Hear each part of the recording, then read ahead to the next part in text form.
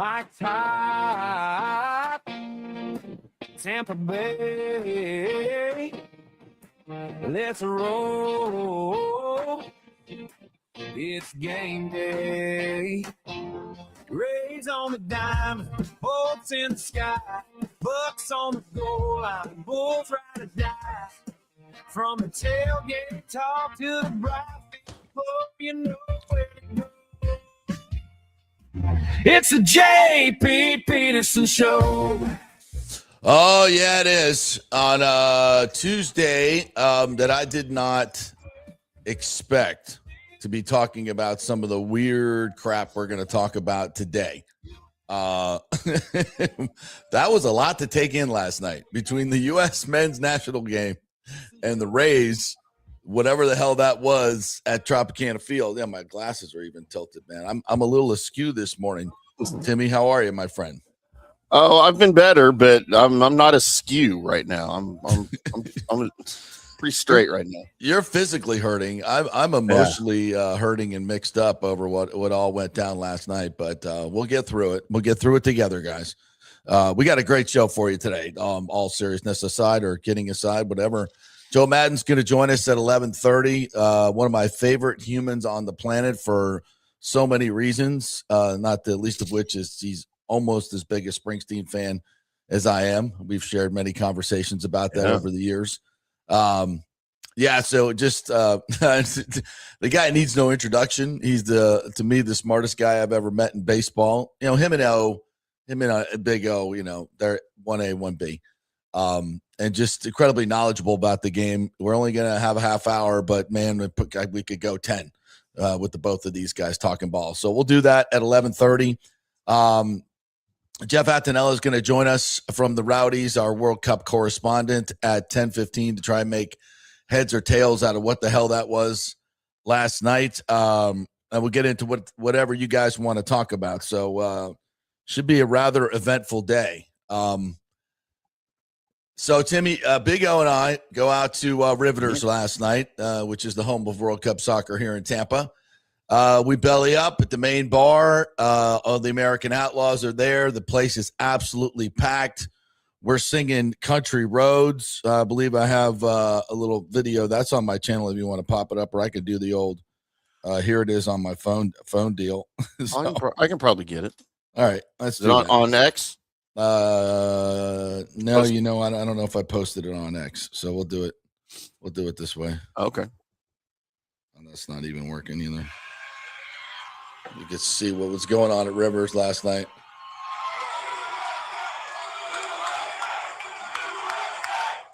So this is right after we scored. There's the big brown equalizer. Yeah, it's 61 seconds before the equalizer. We're all singing Country Roads. I mean, I felt like I was at the game in Seattle. You know, the flyover happens, everybody's screaming USA, USA. Yeah. And I'm kind of glad I was in that atmosphere because I kind of get like a fraction of what was going through the veins of the American players before they completely crapped the bed. There's just no other way to put it. That was as big a moment and a big a flop as I don't know if I've ever seen in sports for the moment. And I hate to pile on the guys. Listen, they're the men in the arena. We are nothing compared to them. They're the ones that put it all out there. They are the ones that have achieved greatly to even make this team and to be out there. I mean, that is what it is. That is a life well lived. That is an incredible accomplishment, just being on that field and having the privilege to take that stage in the arena. Those are the men that matter. We're the men to talk about it. Let's just be clear about that. All right? That was embarrassing. And that's what happens when you go out on that stage and you are not prepared. And the United States was not prepared for what happened. And that's surprising to me. I didn't think they were going to beat Belgium. I think we all got a little bit carried away with this United States men's team. And people, you know, it's a great spot with the Ruzioni at the bar. Do you believe in miracles? Well, that was a miracle. that 1980 deal. Miracles don't happen often. They make great stories, but this was not the story to be written. I mean, I'm sitting there talking to I'm like, is this what we're really going to do today? We're going to host a World Cup on our 250th birthday. We're going to have a team that comes out of nowhere and is just playing incredible soccer, captivating a nation. And then, of course, like everything in America, politics has to rear its ugly head. And Trump gets involved, which I thought was great, because he undid a terrible injustice. But there's no question that set the scene for what happened last night. I think it absolutely played into the emotional letdown of this team. It created an atmosphere that was not just about soccer. And that's what happens when politics gets involved. Now suddenly it was the world hating everything about the United States of America, right? Oh, Trump bullied FIFA into getting Bolagon out there. Nobody talking really about the actual facts of the case, which clearly showed that FIFA screwed up and they finally got it right. But that doesn't matter. None of that matters because now everybody feels like Trump bullied FIFA. So it's an illegitimate game. And Bolagon is playing and he shouldn't be playing when he should have been playing. Because when Trump gets involved, that's just what's going to happen. A lot of people are going to lose their minds, not really think about, I probably should still support my country anyway. And I believe it created a lot of mixed emotions in these players because that is not the team that we've seen throughout this World Cup. Not even close. Christian Pulisic, I don't know what the F he was doing. Dispossessed 11 times in the game. Couldn't complete a pass. Is that the same as a turnover? Yeah. Okay. Yeah. I mean, just awful. Talk about not being a factor. You're killing us, bro. You're killing us. Supposed to be the golden age of soccer. You're the leader of this, and you can't complete a pass. I mean, you were the most nervous player out there. It was embarrassing. And when Matt Freese, the United States gets a goal, little deflection, whatever, they earned it. Tillman with another free kick goal. The place is going bananas. Now the momentum is switched. The USA had turned it around. They're back in the game. They're back in the game. And then Matt Freese, brain freeze. Complete brain freeze. Your name should probably not be Freeze if you're playing on the international stage as a goalkeeper. It's probably a bad name. And you, Younghoe Koo. You Younghoe Koo. Right there. The biggest game of U.S. men's soccer. You go to kick the ball. That was unbelievable. Elementary fundamental in the game. Unbelievable. In the game. What do? We kick the ball. We got to kick the ball. That's the name of the game. And you can't do it. You can't do it. In that moment, you can't kick the ball. Younghoe Koo got cut for that. Yeah. Hopefully you will be too. And our good friend Jeff Attinella is going to join us here in a minute and talk about that. And Freese did make a 10-bell save at the beginning of the game, 45 seconds in, and saved the day. Because if that one goes in, you think that balloon popped like the Hindenburg last night, that would have been ugly because then it would have been the whole game. There may never have been a recovery from that. So at least he saved that. But that will go down in history. And with all that was on the line and all the eyes around the world, literally billions, in that moment, the United States of America did that. That's what we did.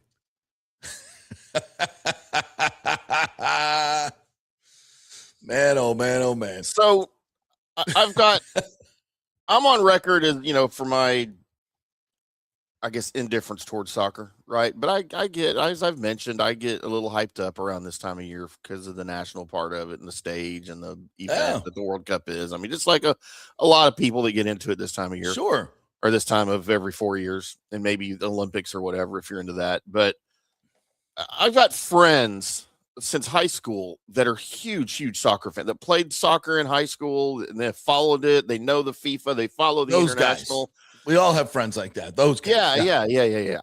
So a couple of things, because I'm texting those guys during the game and even beforehand, trying to get a couple of them on my show for Saturday to talk about it. And so the interesting thing is a couple of them said that the whole Trump involvement in that was completely overblown, that he had absolutely nothing to do with the red card getting overturned.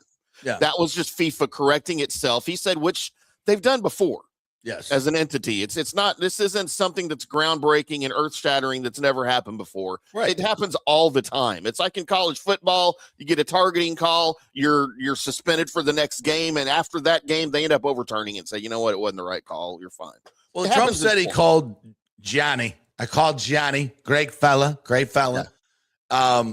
So, I mean, did he yell and scream at him to turn it? No, he didn't do that. He just said, let's take a look at it. And they were going to take a look at it anyway. Going to do that. Yeah. That's procedure. They're going to anyway. Not a big deal. But it's a great story, right? If you're a Trump supporter, it's a great, amazing story. If you're not, you're on the other side of the line. Yeah. It's all the worst thing ever. Yeah, all hell just broke loose in the world. It's like if Balogun scores the winning goal, like in this game, it's the most ridiculous story ever written. We were talking about that. It's like, what if Balogun score like in the 90th minute scores the game winner and Trump's out it? This is going to be the most ridiculous story script of all time. And there was opportunity for that to happen, and everybody tuned in for it. This is what we want to see, right? And it went. If there's an antithesis to that outcome, which is unbelievable, that's what we saw last night.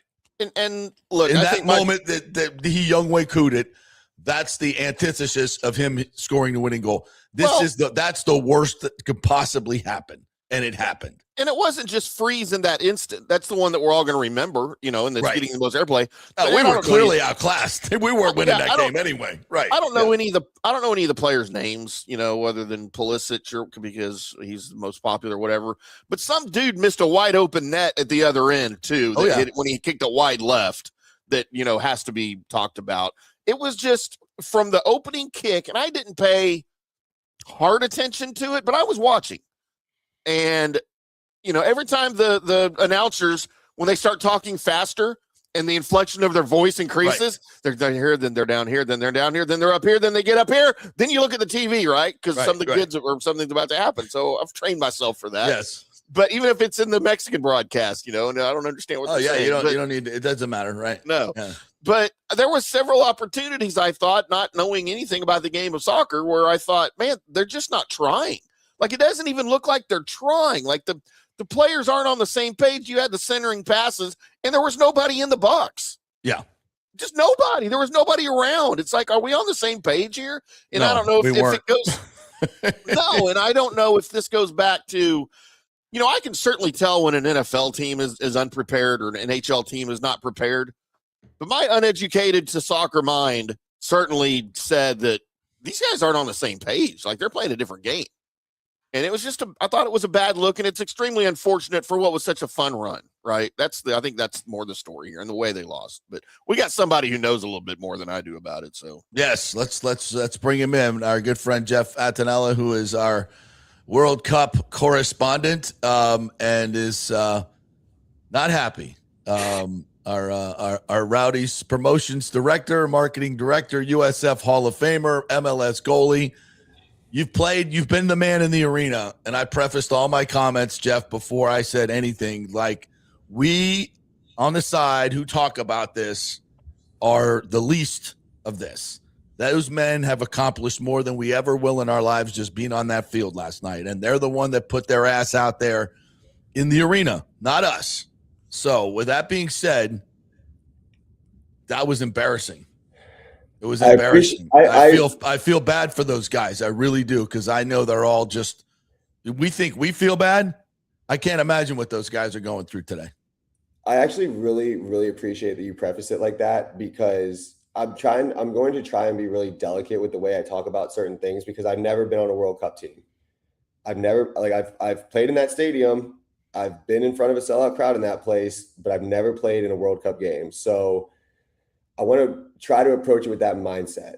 Yes. But I think for me, the thing that is the saddest about the whole thing, because I'm just sad. Like, honestly, I'm just sad. I'm not mad. I'm just sad. It's that this was such an important moment. And we talked about it yesterday, that I thought that there was so much riding on this game in terms of the belief of where soccer's heading. You know what I mean? Like, there are so many people that were on the fringe of like, whoa, maybe I do like soccer and maybe I can pay attention to this sport. Yeah. And it was just the way in which it happened that is so demoralizing, because we were the worst. That was the worst game in the knockout stage. That was the worst game in the World Cup. That was one of the worst games that we've watched this entire tournament. Non-competitive. And I think that for me, it's one of those things where if they would have gone down, you know what I mean? Like, you watch that England game, like if England would have lost that game, I think everybody in England leaves that game with a tremendous amount of pride absolutely. for the they put in. Yeah, both teams played terrific soccer. Terrific. It was like not going to the ball, the lackadaisical, our best players not showing up in the biggest moment. Those are just things that just can't happen. And for whatever reason, they happened last night. And I don't think that Belgium is that much better than the US is. I just think that for whatever reason, the team was not ready for the moment. And with a group that plays in Europe, with a group that has guys that have played in Champions Leagues, not being ready for that moment for me is almost inexcusable. Because there is a burden that comes with being on the U.S. men's national team, but it's also a tremendous honor. Like, I fought my entire career to try to make that team. Like, I would die for that badge. Yeah. And I know that those guys would too. But when you had to die for the badge, we laid an egg. And that for me, that's the thing that makes it so tough. It's well said. It's really well said. And you go to the why. And I'll say this about Belgium. And I'm not a soccer expert, but I think I'm pretty learned in human nature, and I understand the emotions that go into the games, and this is why we talk about them beforehand to set the stage. And I think what happened behind the scenes, or off the field, I think that made Belgium superheroes. I think that we're like, nobody's talking about we're better than U.S. It's all about Flo Balogun, and if he plays, we somehow have no chance. Are you freaking kidding me? Right. That's what Belgium's saying. They're like, we're freaking Belgium. This is soccer. This is not baseball or football. This is soccer. Okay. We are a top flight European team. You are not. And I know a lot of Americans don't want to hear that, and they don't understand it, but that's it. And Belgium was like, what are you people talking about? Half our guys could be down and we'd still beat the United States. That's how they feel. And that's how they should feel, given the records and the resumes of the two teams. So you turned Belgium into superheroes, and then they changed their lineup and put go more physical. And frankly, if we're going to analyze this game, Jeff, the thing that really pissed me off was how weak we responded. They came out and just physically took it to us. We kept looking at the referee like he's going to call. Hey, he ain't calling it. You better effing man up. You better man up and protect the ball at all cost. Because that's what they're doing. They're throwing you around like a rag doll, and you keep getting up looking for a foul. Learn, right? Aren't the players supposed to say, this is the way the game's going to be called? This is the way we have to play it. 100%. And I think that as well with that, I've been thinking a lot about this and trying to really dive into the psychological side of things with that red card, because obviously that was the huge talking point. Yep. There's a group of players that, I don't want to call them entitled, but that's always been the vibe around this group, is that they're entitled because this is the first U.S. men's national team group that had the academy system, and they've been fed all these things, all that stuff. Generation. Yeah. And it's I don't think that they were ready to be the villain. I don't think that they were ready to be the villain. That's what I'm talking about. Yeah, if you're not ready to be the villain, then you're going to get punched in the face because everyone's expecting you to be the good guy. No, you're the villain now. So it's you got to wear that with a badge of honor. Yep. And they weren't ready to do that. And Belgium came out and punched them in the face, and they get punched in the face, and then they show no fight back. None. And for me, until the second half. Second half, they started pushing, and the ref started blowing the whistle, which I thought was a little weird.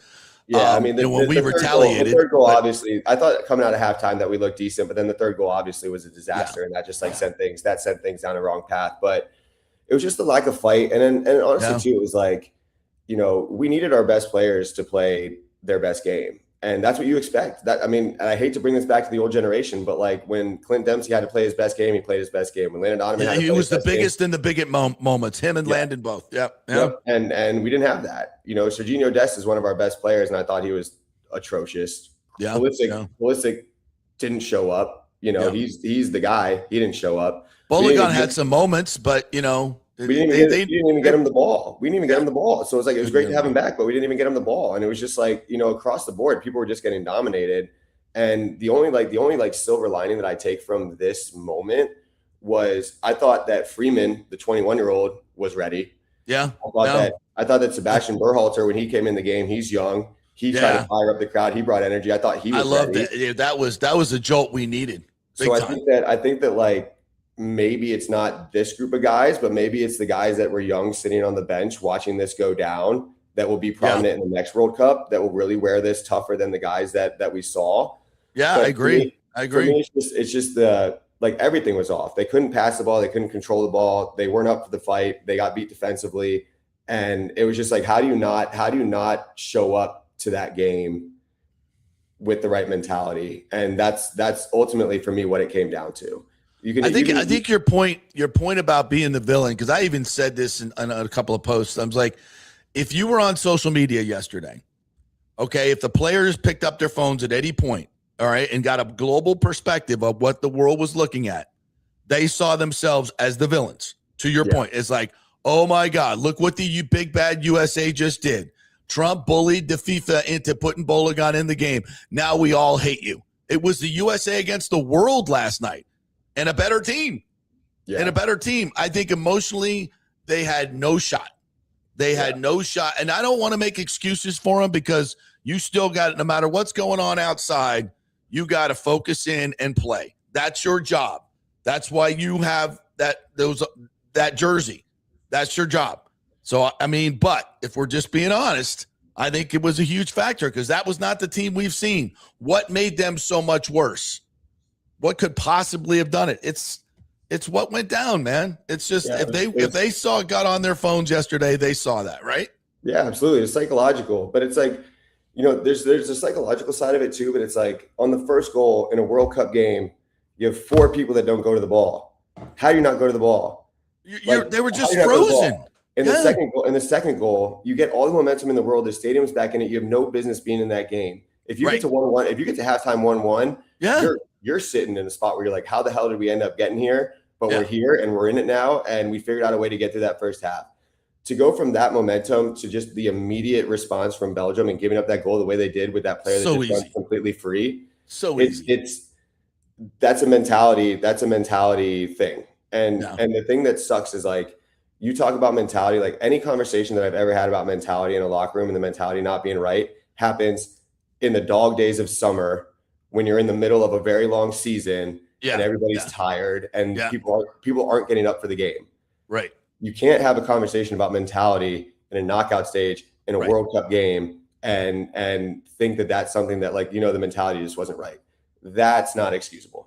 No, that's the thing where it's like, that's not excusable. And I don't know, man, it just sucks. I don't think it was effort. I don't think they didn't try hard. It's like when you're so emotionally ripped up, you just can't play at that level.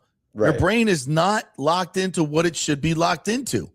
Right. And I think if I were the coach, I'd said, put your phones away yesterday. I don't want you guys to see what's going on out there in the world, because it's not putting us in a good light. Yeah. And right or wrong, whether, Trump was right or wrong, it shouldn't have affected players, but I think it did. Did. And I don't want to give him an excuse, but yeah, we talked about it yesterday. Like, I truly still think that I truly in my heart believe that if US just plays their best game, which they had been playing their best game up until that point, that game is a toss up, that game goes to the point where it's like, this is a really close game. We're both going toe to toe. Like, I truly believe that if we play our best game, but like, we have to play your best game. You have to play your best game in those moments. And we played our worst. We played our absolute worst. Yeah. Like we played our absolute worst, and it happened, and it showed it, and it's just frustrating, man. As somebody that like really wants to see this sport do well in this country, it's really frustrating, and you don't want to put this on that group of players. But I also think that there's too many pundits out there talking about like, you know, like this group has a lot to be proud of, and they proved a lot of things and all that stuff. There was a lot of that last night. It's like, no, like, be realistic about it. Like, be really realistic about it, because you had a whole country captivated by your team, by your sport. And when everybody was really locked in, you didn't show up. And that hurts things a lot. Jeff, you're part of this, what I would say is the upper crust of soccer in America. I mean, you've played, you know, at the highest level. So you wonder, there's the rest of us, which is, you know, 80 to 90% American. And as you just said, the casual fans are watching right now. So this is when they wanted to see your best. You had that all upon you, and you just froze. It's like you should have been inspired by that moment. You should have been inspired and played to your absolute best. You're on home soil, and it absolutely went the rest. So now I wonder if those questions in your group of people, to your point, you know, are going to be hard enough. Are they just going to soft pillow this landing? Like, we don't get better if we soft pillow this landing for the team. And I understand the people you can see it on TV. The people that have played, you know, they won't take the punches that are needed to be thrown. Now, Carly Lloyd, who, by the way, has won World Cups. And I know it's a little bit of apples and oranges a little bit, but the fact of the matter, she has the gravitas to talk about it. And she said it last night, what needed to be said that, frankly, nobody else was saying. Yeah, she threw the punches. Yes. She threw the punches. The rest of the guys need to step up and start. Listen, we love you guys, but we got to be better. We can't soft pillow this landing. Carly Lloyd certainly did not do that last night, to her credit. Yeah, no, I mean, and I don't know why that's the messaging, because like, I truly don't know why that's the messaging, because I think that you have to be realistic about what you saw. Yep. And everyone's like, you know, this is exactly the team that we thought we were. We thought we were going to land in the round of 16, and that's what we did, and all these things. But it's like, that's not the way that this entire team, that's not the way that this entire World Cup, that's not the buildup that was being built up to 2026. Like, for U.S. soccer, 2026 was supposed to be a monumental year where we took that next step. We did it on home soil, and we developed the game further, because these players have been made for this opportunity. And again, it's one game, but that's how fickle the World Cup is, and that's how fickle this sport is in this country, where that one game, if you lose that game in penalties, people are okay. If you lose that game 3-2 in an incredible game, hard-fought game, and you go down swinging, everyone's okay. The one thing you couldn't do is no show. Yeah. And unfortunately, like, that's what happened. And it's the reality of the situation is like, that's a huge blow to the sport in this country. And I hate to say that, because I champion this sport. And like, of course, like I'm like, my passion is to try to get people to love this game. And my passion is to try to get people to come down to Al Lang Stadium and watch the Rowdies, because the Rowdies mean so much to me, and I love that team. But it's a blow. It's a blow. There's really no getting around it. So like, where the conversation goes from here with everybody, I'm not really sure. Like, hopefully everybody falls in love with the other stars that are happening in the World Cup, because there's so many good games left, and like, there's so much good soccer to be played in this World Cup that it's still going to be really exciting. Oh, it's going to be unbelievable. So like there's still that going on. Like, there's still going to be Colombian watch parties everywhere, because everybody loves to party with the Colombians. It's been amazing. but it's like I don't know. Norway's catching up, baby. Norway is catching up. There's still so many fun things to talk about, but it's just the way that it went down that I don't. It's a killer, man. It's a killer. And like, I just don't think that the people that are sugarcoating it are doing any service to. No, they're not. They're doing any service to anybody, because like, you got to call it for what it is. Like, I always try. That's my point. That's my point. I don't know if the soccer elite in our country have swallowed that yet. They still don't want it, you know, because they all love each other, and nobody wants to be critical, because they know how hard it is and what an uphill climb it is. It's like, you know, it's soccer really in America is like a no-win situation. You know, everyone just, you're America. You should be the best. You should be the best. And that's just not going to happen. You know, and we may have a time where we can get into the top 8, you know, and maybe we come through and win a World Cup or just get to the semifinals. That might happen, but I don't think we're never going to be the power that we are in other sports. And that's okay. That's fine. That's fine. And this is why I wanted to, like, to your point, I wanted people to embrace soccer a little bit more because it is the world's game and we should be more part of the world. And if we were better at it, we would be, but we're not. Kicker, right? That's the kicker. And I think, and that's the thing that, like, and my hope for this whole thing was I fell in love with soccer in 2002. And I hate bringing up the past because, like, the past is the past, but, like, I fell in love with soccer in 2002 because I watched the United States team go toe-to-toe with Germany in a quarterfinal and kind of get screwed on a handball on the goal line that would have sent them to the semifinals. That's right. The team that I was watching was a team that was willing to die on the field. Like, it didn't matter who they were playing. They were willing to die on the field, and they would do whatever it took to get the job done. And that's what makes it so hard. Yeah, didn't like, see it last night. If you went down fighting like hell last night, everybody leaves that with a tremendous amount of pride, and they think, you know what, like, just wasn't our night, but damn, did we showcase ourselves well? Yeah. And that's the thing that really is disappointing is, like, this team is so much better than what they showed last night. But you know how it is, man. Like, I forgot about Cape Verde, Argentina by Sunday. Right. Because like there was so much going on. Like, and it's like the lasting impression of this US group to the casual fan isn't going to be how good they looked playing with the ball. It's not going to be how dynamic they looked in the attack. It's going to be, we got our asses kicked by Belgium, and, like, it's going to be the Matt Freeze play is what it's going to be. Yeah. Forever, you know? So it's like that. And that's, by the way, Reed, you could have stopped that ball too. I don't know what. It was I picked up my phone to text you at that moment. I said, I'm not going to do that. I'm not going to do it. You could have sent it my way. No. I was like, no, man, that dude's hurting. He's hurt. I was trying to tell everybody I was with last night. I was like, listen, if we get to halftime down 1, we're okay. Like, we're okay, but we have to keep it there. And then I thought we came out in the second half, and I actually thought we looked pretty good. Like, it looked like whatever we said at halftime, the moves that we made, like, it looked like things could have started clicking. Yeah. But then, Reyna came on. I thought he made it was, yeah. But and then that, obviously that goal was just a straw that broke the camel's back. But, like, feel bad for him. You know, I made mistakes in big games. Like, that's the worst feeling in the world. But, you know, I can't even imagine. Goals change games. Goals change games, and goals change momentum. And that was just the deflating moment that, you know, really put the nail in the head for everybody. But all right, just a tough night, man. Tough night. So last question, you know, the next phase is, all right, what do we do wrong? How do we fix it? How do we get better? Now, what did we do wrong? I'm not learned enough to know that. I can just paint the picture of the final game, you know, and emotionally and human nature, what those guys were going through. I think that really was the story of the game. I don't think technical stuff had much to do with it. That was already decided emotionally for me. But there's so much good. There's so much good that we did. And Boligan is amazing. Mm-hmm. He is the answer, man. So how do we leave this and how do we get better? So from a positive perspective, I think that we have a tremendous amount of talent that's under the age of 23 that was sitting on that bench.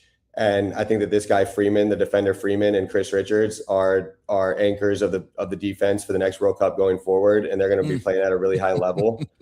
So I think that, you know, we have pieces in place that just experience something that is really tough to deal with. Yeah. And then, to be honest, like, it's going to be really reliant on the systems that are in place to develop players that we haven't seen yet, that players aren't talking about, because I don't think that Christian Pulisic is going to be around for another cycle. Like, that would be surprising to me.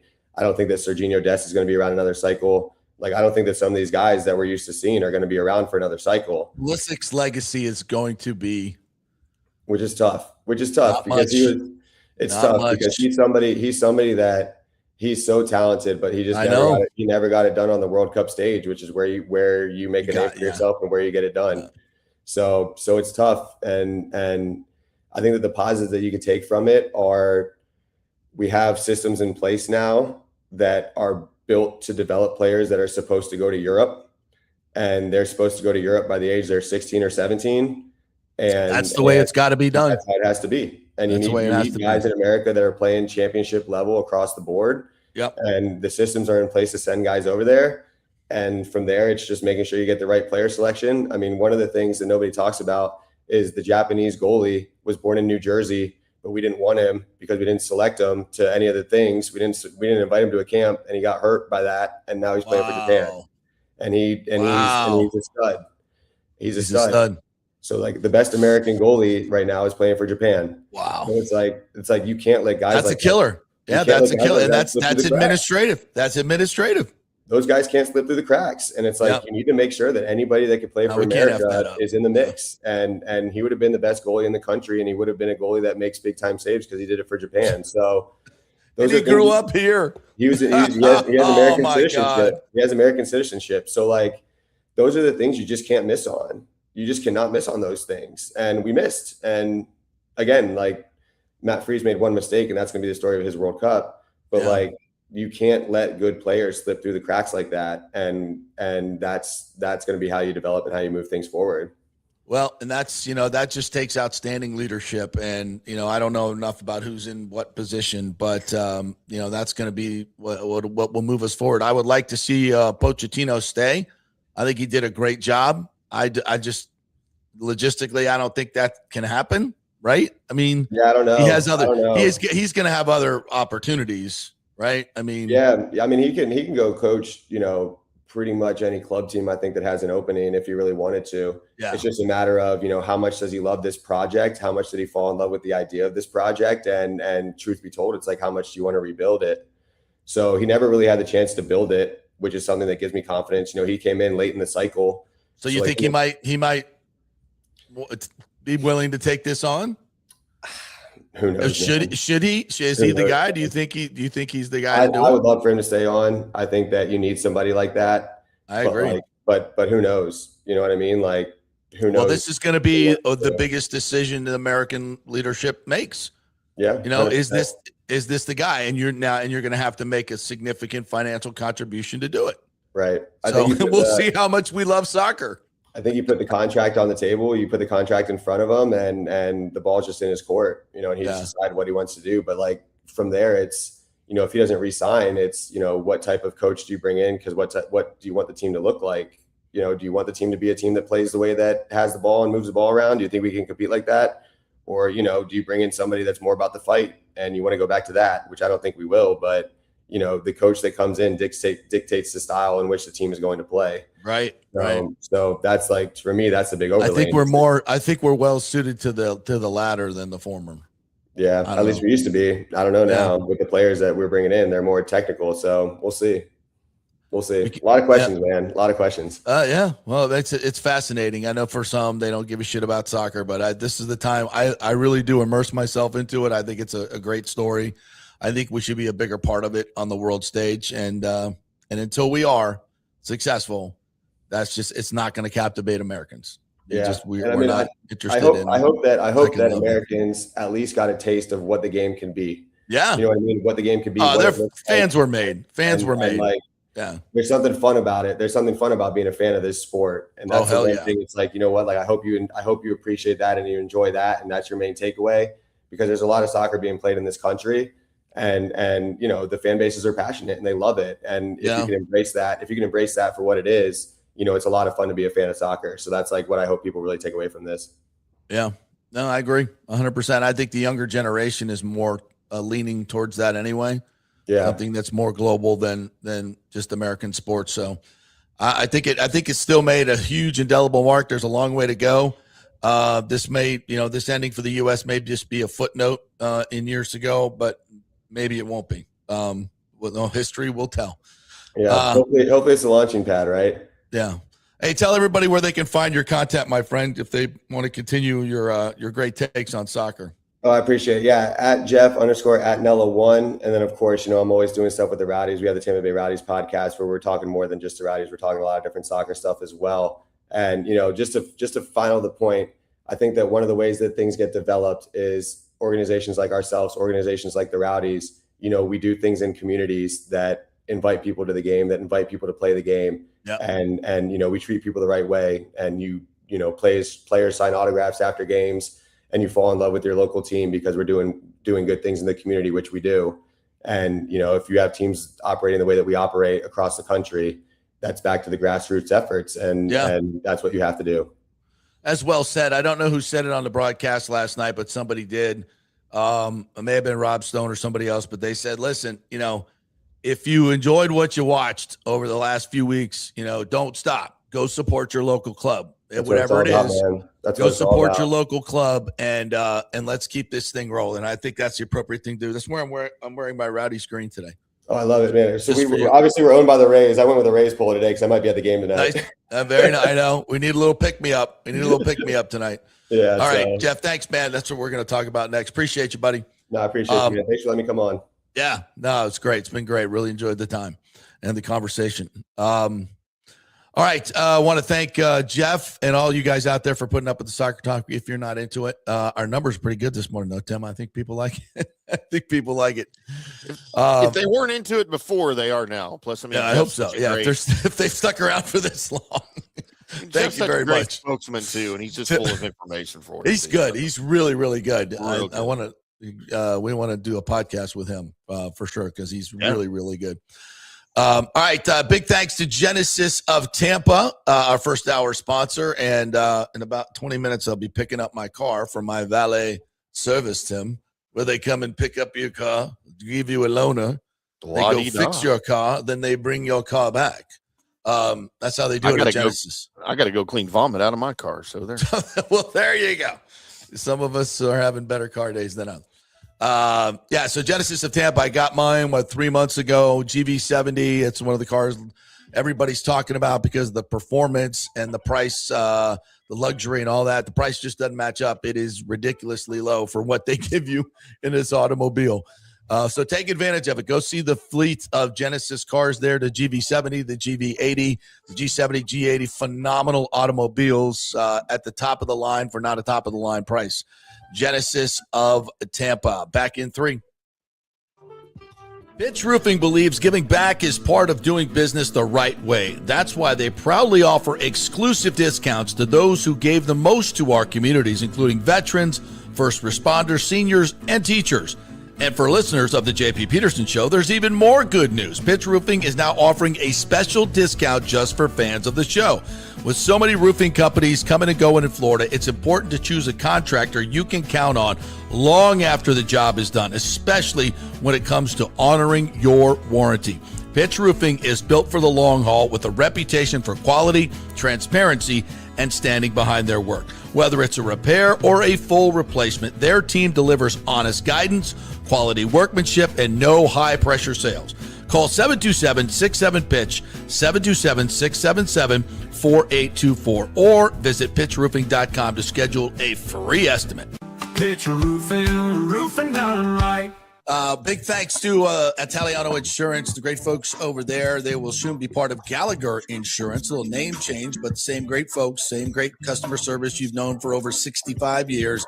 They do all the work. You save all the money. ItalianoInsurance.com at 813-877-7799. Hey, guys, you already know that Riveters is the best sports bar in all of Tampa Bay, but now it gets even better for Rays baseball season. During all Rays games, check this out, $6 Tito's, $6 Jack, $6 margaritas, all during Rays games. Are you kidding me? And that's always a great pour from the great bartenders at Riveters. Great service, great food, everything is fresh, nothing is frozen. And let me tell you, if you want baseball and wings, you will not find any better than Riveters. Their sauces, like the blue cheese and the ranch and everything, is handmade, and the wings are big and they're perfect.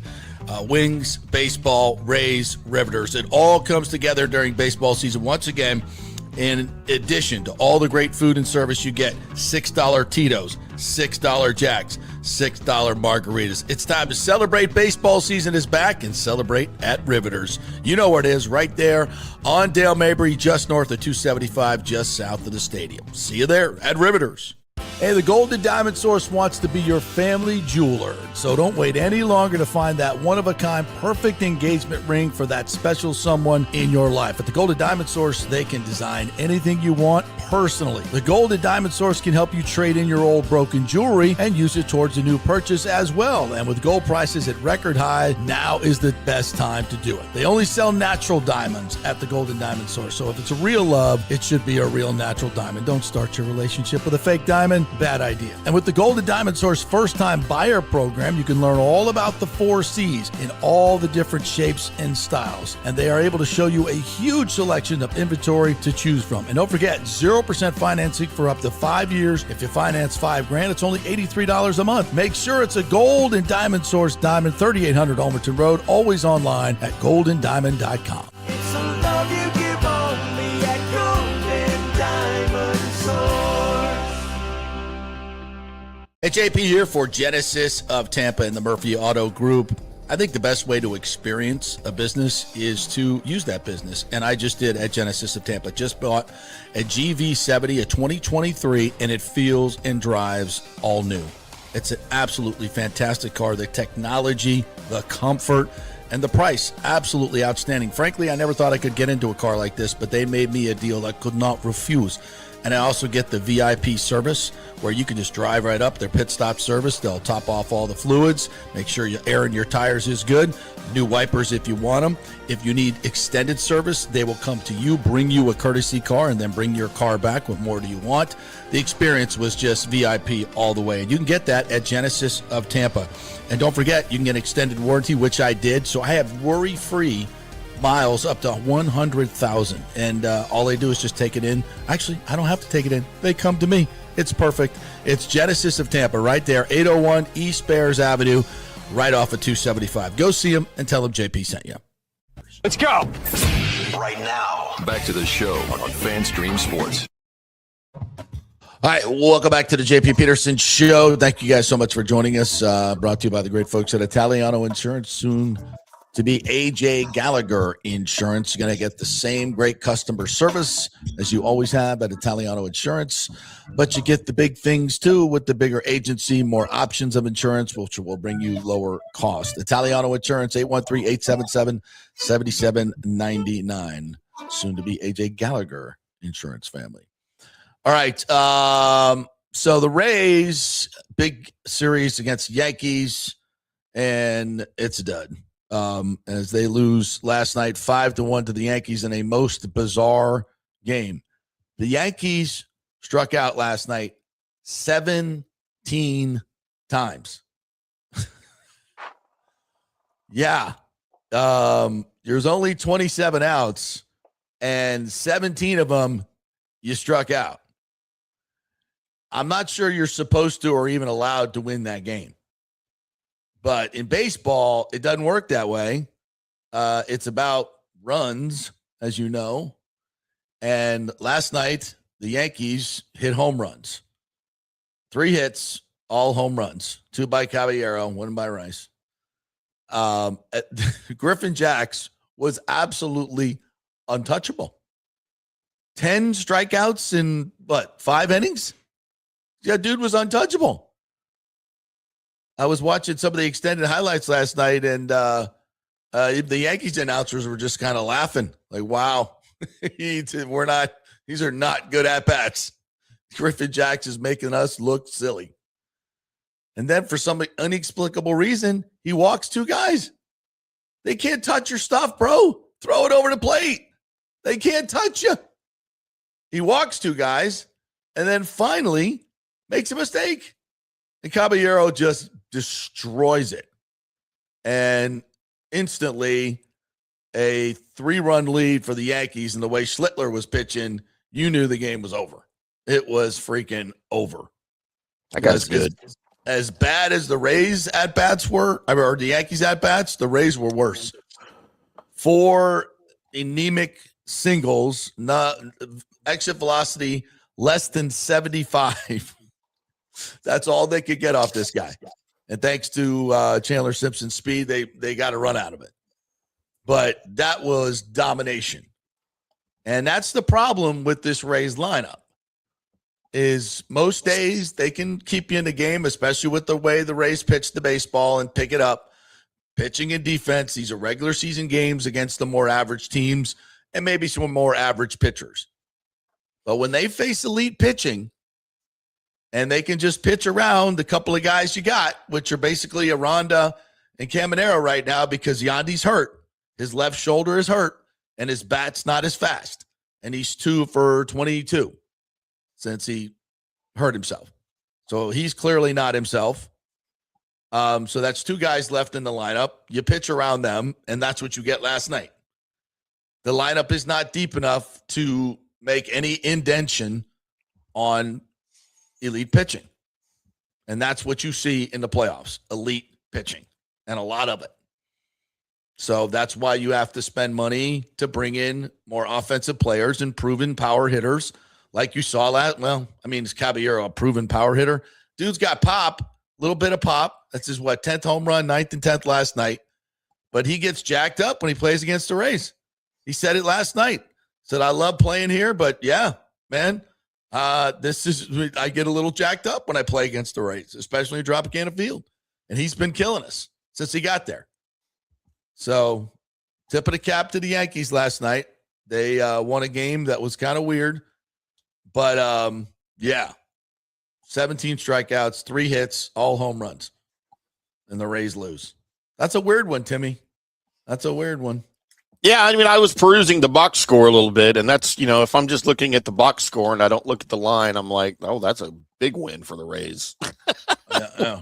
But, now after, the 9-game winning streak, you've lost 3 in a row, and you've lost 3 in a row ugly, too, by the way. Yeah. Yeah, a walk-off, and then an anemic shutout, and then last night felt like a shutout, too. I mean, it was just, yeah. No, so again, no. You can't get too high when you're on the 9-game winning streak. All we're doing is full of praise. Although Big O is usually pretty good to rein us back in and say, look, yeah, they're winning, but there's issues here. And then those issues come back. And then when you have the 3-game losing streak, it all points back to that. So it looks ugly. Yeah, you see all the pimples. They just look worse. Unfortunately. We don't forget about them, but when they lose 3 in a row, then it just, it looks ugly. It looks ugly, and that was ugly last night.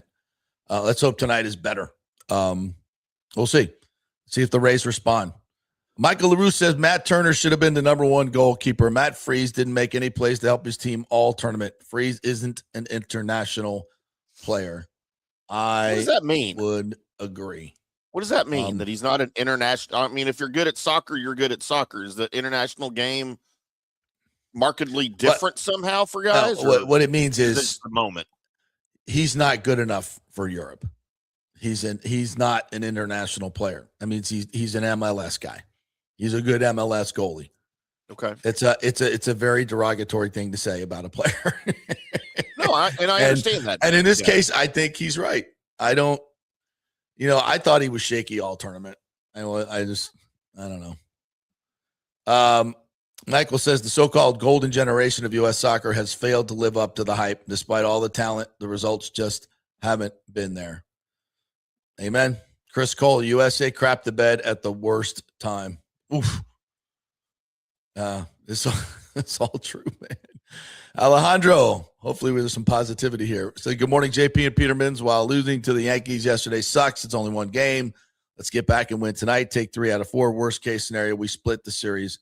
That's fine. Well, that ain't the worst case scenario, Alejandro. I hate to tell you, but there's 3 games to play, and you're facing some pretty good pitching. So, what you got? That's why we play the games. What you got? Danny Boy says, good morning, gentlemen. Thierry Henry said it best on the Fox Pros game last night. Levels. That's right. There are levels, and we ain't into top level. And that's hard for Americans to swallow, but it's true. No matter. And this has been, in my lifetime, a very vigorous pursuit. And I would have said back in 1980 or 1990, by 2026, America's going to be a top 5 team in the world in soccer. I would have said absolutely that's true. Oops. We're starting to put resources into it. We're starting to recognize it. When we do that, we are going to kick ass like we do with everything. That's what 1990, 1985 JP Peterson would have told you. And I'm dead wrong. Wrong. I think this goes back to what I said a couple of weeks ago when we first started this run and talking about it and why, I get asked all the time, well, why do you think, the U.S. trails the world in soccer? And I think it's because of competition. Yeah. I think kids growing up here, you play soccer till you're 5, until you invent or until you discover baseball or football or basketball or another sport. And girls. Well, not at the age of 5. I mean, I was 6 probably, but as you get older, not trying to be a jerk, but the chicks like the football players and the basketball players and the baseball players. So the pool of talent in America, I think, to draw from for soccer is much, much smaller than the rest of the world, because in the rest of the world, your top athletes in that country grow up knowing that they're going to play soccer, and their goal is their national team and the World Cup. From the time they come out of the womb.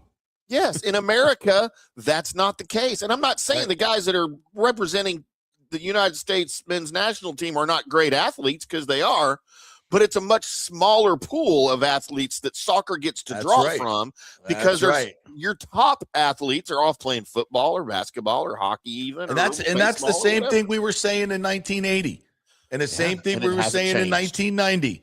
And we said, but you know what? There's starting to be more soccer in America. You can get paid for it. You can see the people It'll keep growing. It'll keep growing.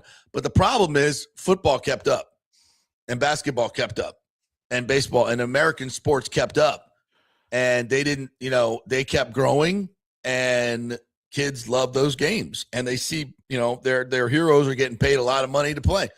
Yeah. Of course they want to be football players and basketball players and baseball players. That's what they see on TV. That's what they see on their social media.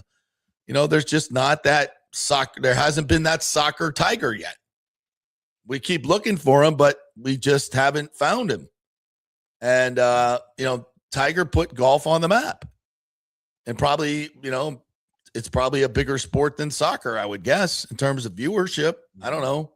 I mean, there's more teams, obviously, so that's probably, individual. But I know that the Masters gets a hell of a lot bigger rating than MLS soccer now, or Premier League soccer. Now, World Cup, no, it's World Cup is kind of blowing it away. But still, on an everyday basis, golf is more popular because it had a Tiger Woods. We haven't had a Tiger Woods. Do you think that that Americans might have more interest? Because we've seen the interest now, every 4 years that we get from soccer. It's pretty amazing, especially when your team can advance.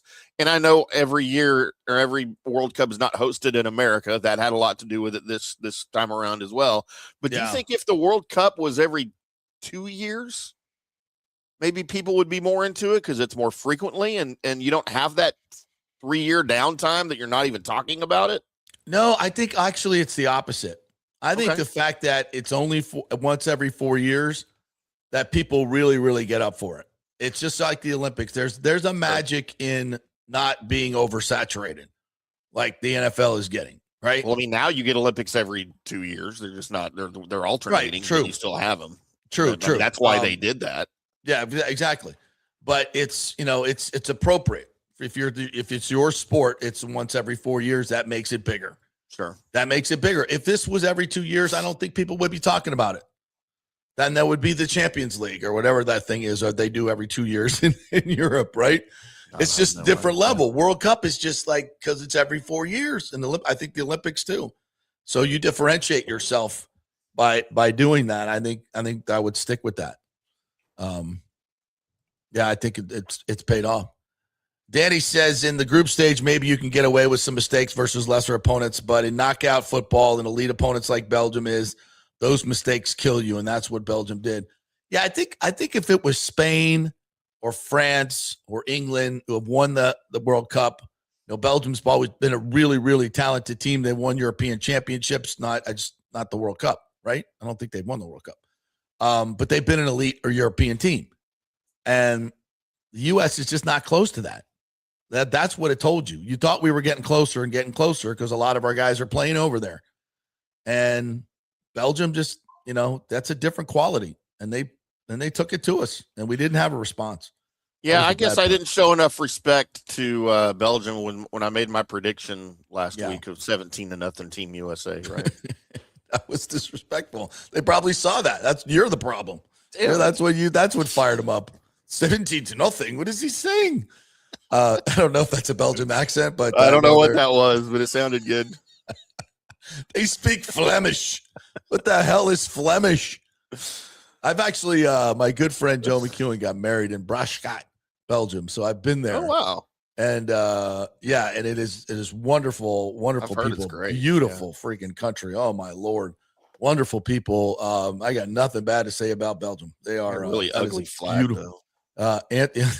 Antwerp, amazing city. It's wow. But it's soccer. Yeah, it's a tiny country, but they are really good at what they do, and we're not close. I never thought we were going to win that game ever. Kurt Thorson says, good morning, Kurt, says Ray's performance was worse than score. Hitters 1 through 4 went 0 for 16. Yankees only had 3 hits, but all 3 were homers, 2 of which by former Ray traded up. Yanks, Caballero, brutal. Are we slumping again? No, I mean, it's just baseball, man. It's just baseball. You guys, come on. You've been around the game long enough to know it's a 3-game losing streak. It's baseball's weird. You get on runs. You can't. It's like you're never going to lose. And when you are losing a lot, you're never going to win. But that's not the way it happens. It always comes back to the mean. And the Rays record at the break is way better than it probably should be. Let's just be honest. Like losing 3 in a row is not, I expect a lot worse at some point this year. Like a 7, 8, 9 game losing streak. I could see that happening. You hit a lot of elite pitching, when it's getting down to it. Yeah, that can happen. So let's all just calm down, relax. Kurt Thorson says the goalie coming out of the net reminded me of the 2015 Stanley Cup and Ben Bishop inexplicably, coming out to mid-ice. Oh, my God. Hedman crashes into him. Chicago scores an easy goal. Yeah, that was on a much smaller stage, even though that was Stanley Cup. It was a much smaller stage than what we witnessed last night. To do that to Younghoe Koo at that moment, the world is watching, bro. Man, we sure thought Ben Bishop was going to be the guy here in Dallas for a couple of years. Yeah, no, he was talented. He was really good. Injuries derailed him big time. Yeah, but man, when he was right, oof, he was elite. That dude was elite. Big dude, too. Nathan Elliott says, good morning, Tim, the Texas Man Ham. Welcome back on this Recovered from Hangover Tuesday morning. Yeah, you haven't addressed your no-show yesterday after July 4th weekend. I don't know. I don't do things July 4th. I just don't. I work. Some of us work for a living, y'all. Well, no wonder you felt like shit on Monday then. Yeah, too much fucking work. I get that. I did almost get in a fist fight with my neighbors though. Saturday. You got in a fist fight with your neighbor? Almost got in a fist fight. Another neighbor called the cops before I beat the ever-loving crap out of this dude. Shooting off fireworks at my house. At your house? At my house. Directing towards your home, your domicile. We had a house two blocks down. That's going to burned down 2 years ago. That's going to be a problem. Yeah, well, I think we know why that house burned down 2 years ago. And evidently they're trying to do another one. Like, what the F? Yeah. No, I was. Yeah, that would be a problem. That would be a problem on the JP Street. Mm-hmm. Alejandro says, I hope Joe is at Longo's Hall of Fame ceremony and number retirement ceremony as well. I'm pretty sure he'll be coming in. We'll ask him about that. Joe Maddon. In fact, I hope most of the 2008 Rays team are there at Longo's weekend to celebrate their teammate. No, I think that's all happening. I'll ask Joe about that. But yeah, what a team that was, man. That 2008 Rays team. Woo! That's a good baseball team. That was a really, really good baseball team. Joe had them humming. Yeah. Oh, we had to relive some of those days. Yeah. Kurt says, I wish I was going to the Trop this weekend. Got to have a baby instead. Wow, you're having a baby? On purpose? Yeah. I'm not reading your politics stuff, Kurt. We're not going to do that today. Can't do it. Can't do it. He said World Cup is only hyped up because of its infrequency once every 4 years. It's a fifth favorite sport in USA at best. We can all go back to not caring about soccer. I don't know that it's fifth, to be honest with you. I listen, guilty. I'm guilty. I totally admit it, but I like to get fired up every 4 years. And I love watching the women play too because they win. They win World Cups. Yeah. Kurt says the cheapest ticket to see my Vikings in Miami versus England. Oh, Norway. I thought you were talking about the Minnesota Vikings. I'm what $6,700 for a Vikings Dolphins game? What are you talking about? Oh, the big rowing machine. How about that guy Holland? That guy Holland is captivating the world. That dude's ugly. I'm just telling you right now. He is ugly human. Good Lord. There's a video of somebody put on the web. It's really cool. And they were just ISOing on him from the stands for about 20 minutes or 20 seconds before he scores the header goal, his first goal. And it literally looks like he's walking through the park, Timmy. Like he's just standing, he's walking around just because it's just ISOed on him. You see players kind of going back and forth, but he's just like walking around, waiting his time, kind of looking down over here, not running at all. Oh, no, I'm just going to light jog a little bit. The ball appears to be coming in my vicinity. I think I might pick it up just a little bit now. So you see him running, and all of a sudden the ball comes in, puts it off his head, and he scores. That's cool. It's the funniest video you'll ever see. I've heard people talking about on the internet, like, is this at the World Cup? It's like, looks like some guy in a park, like it's just running. Is it AI? Is it what is that? Like, we don't even know. But that's what this guy does. He just kind of runs around, doesn't, and then all of a sudden it's like, oh shit, it's in the back of the net. What happened? Holland just scored again. He's like a witch. He's like a 6'5" Norwegian witch. Yeah. What are those? Are those the aliens, the Olympians? Is that the Anunnaki? Is that what they call him? Is he one of those guys? Yeah. They're the real tall, like alien creatures. Yeah. Like the ones at the mall in Miami a couple years ago. Yeah. I'm not going to read that either, Pooh Shiesty. I saw that one. Maybe I will. It says, now this isn't a political show. There's plenty of sports to talk about, but Andrew Gillum was arrested again last night. Was he? I didn't see this. Isn't he the guy the TBT endorsed for governor? I believe so. Andrew Gillum. Yeah, it says he was arrested. Look him up. In Alabama for drug possession. Shocking development. Florida Lone Wolf says, what's going on here? This whole show about soccer, you're committing too much time to it. It's every 4 years. 4 years, bro. Come on now. Come on. I'm sorry, but we're going to do it. The U.S. is hosting the World Cup and did an amazing job. This is an appropriate amount of time, says Peter. Yeah. Take that. Like that. Danny Boy says, hopefully the Rowdies get the Ybor Harbor Stadium done. I got mixed emotions on that, Danny. I really do. I think if you build a soccer stadium like they're thinking about, right there on the water and, the beautiful renderings, I've seen them. That would be cool. I ain't going to lie. But I also think the Rowdies in St. Pete makes sense. It really does. The Al Lang's, I was there this weekend. It's an old stadium. It doesn't have the bennies. So I wish they had something better, I wish we had MLS. But I don't think that's going to happen. Not with Orlando, 70 miles down the road. I don't think we're ever going to get it. But and I think St. Pete and the Rowdies really work well together. That whole vibe of down St. Pete, and then the soccer, USL soccer is quality soccer. It's a cool venue. I don't know. I just think it works. But I don't know if that's the way it's going to go because the Rays own them, and we'll see where it goes. Right Brain says, Tim, quit lying. As soon as World Cup's over, you're not going to graph about soccer until maybe 4 years from now. You're You're not denying that, right? No. Why am I lying? How am I lying? I No, we are both copying to that 1,000%. I mean, I'm pretty much done with it now. I have literally no reason to watch any more World Cup, like zero. No, I'm watching. I'll watch the final. I'm invested. I'm invested in all these stories. Who? France is still yes, playing, right? Mbappe is still bopping.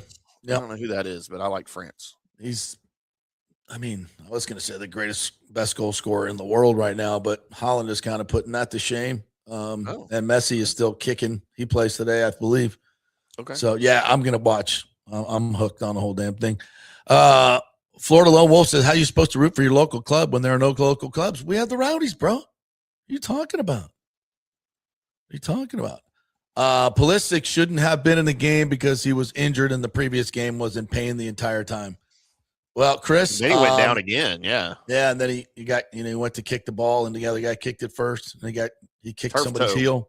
Yeah, that's got to hurt, by the way. But he was a non-factor before he got injured. And maybe he was injured coming into the game, again.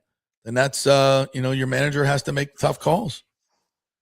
Thrag VL says Mexico might have lost, but our aura is stronger than never before. Portugal and Spain will remember this flag in the next 4 years.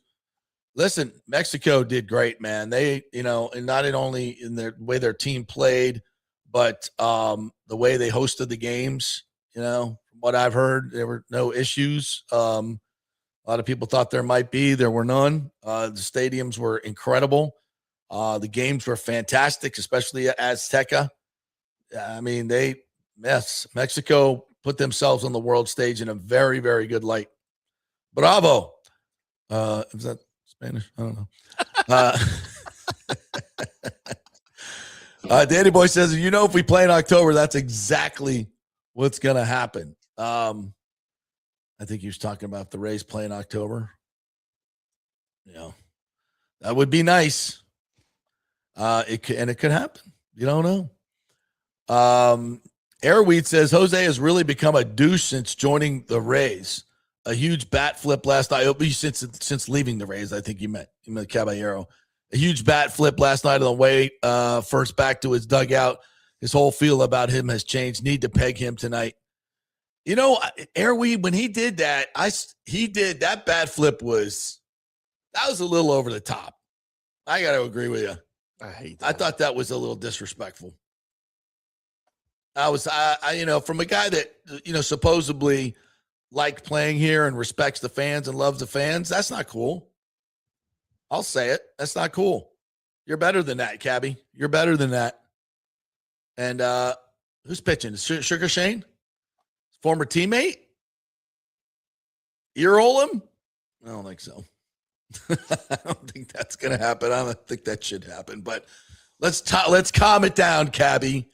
Let's calm it down a little bit, all right? Show a little respect, huh? A little respect for your the fans you supposedly love, all right? A little respect would be nice.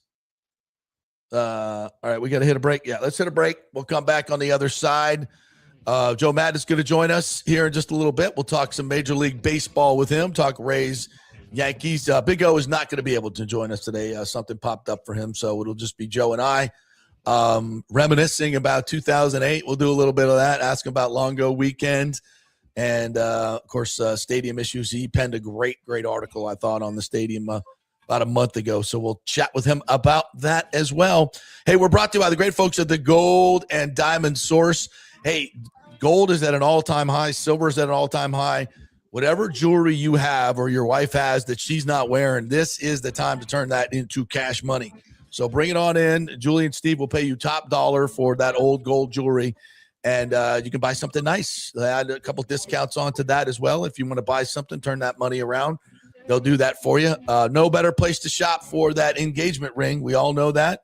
It's the Gold and Diamond Source, 3800 Overton Road. Always online at thegoldendiamondsource.com. Back in 3. Well, the folks at Third Generation Plumbing and AC want to say thanks for making them so dadgum busy. Of course, advertising on your favorite Tampa Bay sports talk show helps, but it's their incredible customer service, honesty, and integrity that have earned them tons of 5-star reviews. And now you can be part of the team at Third Generation. Yes, they are so slammed, they need to hire more certified AC technicians and plumbers.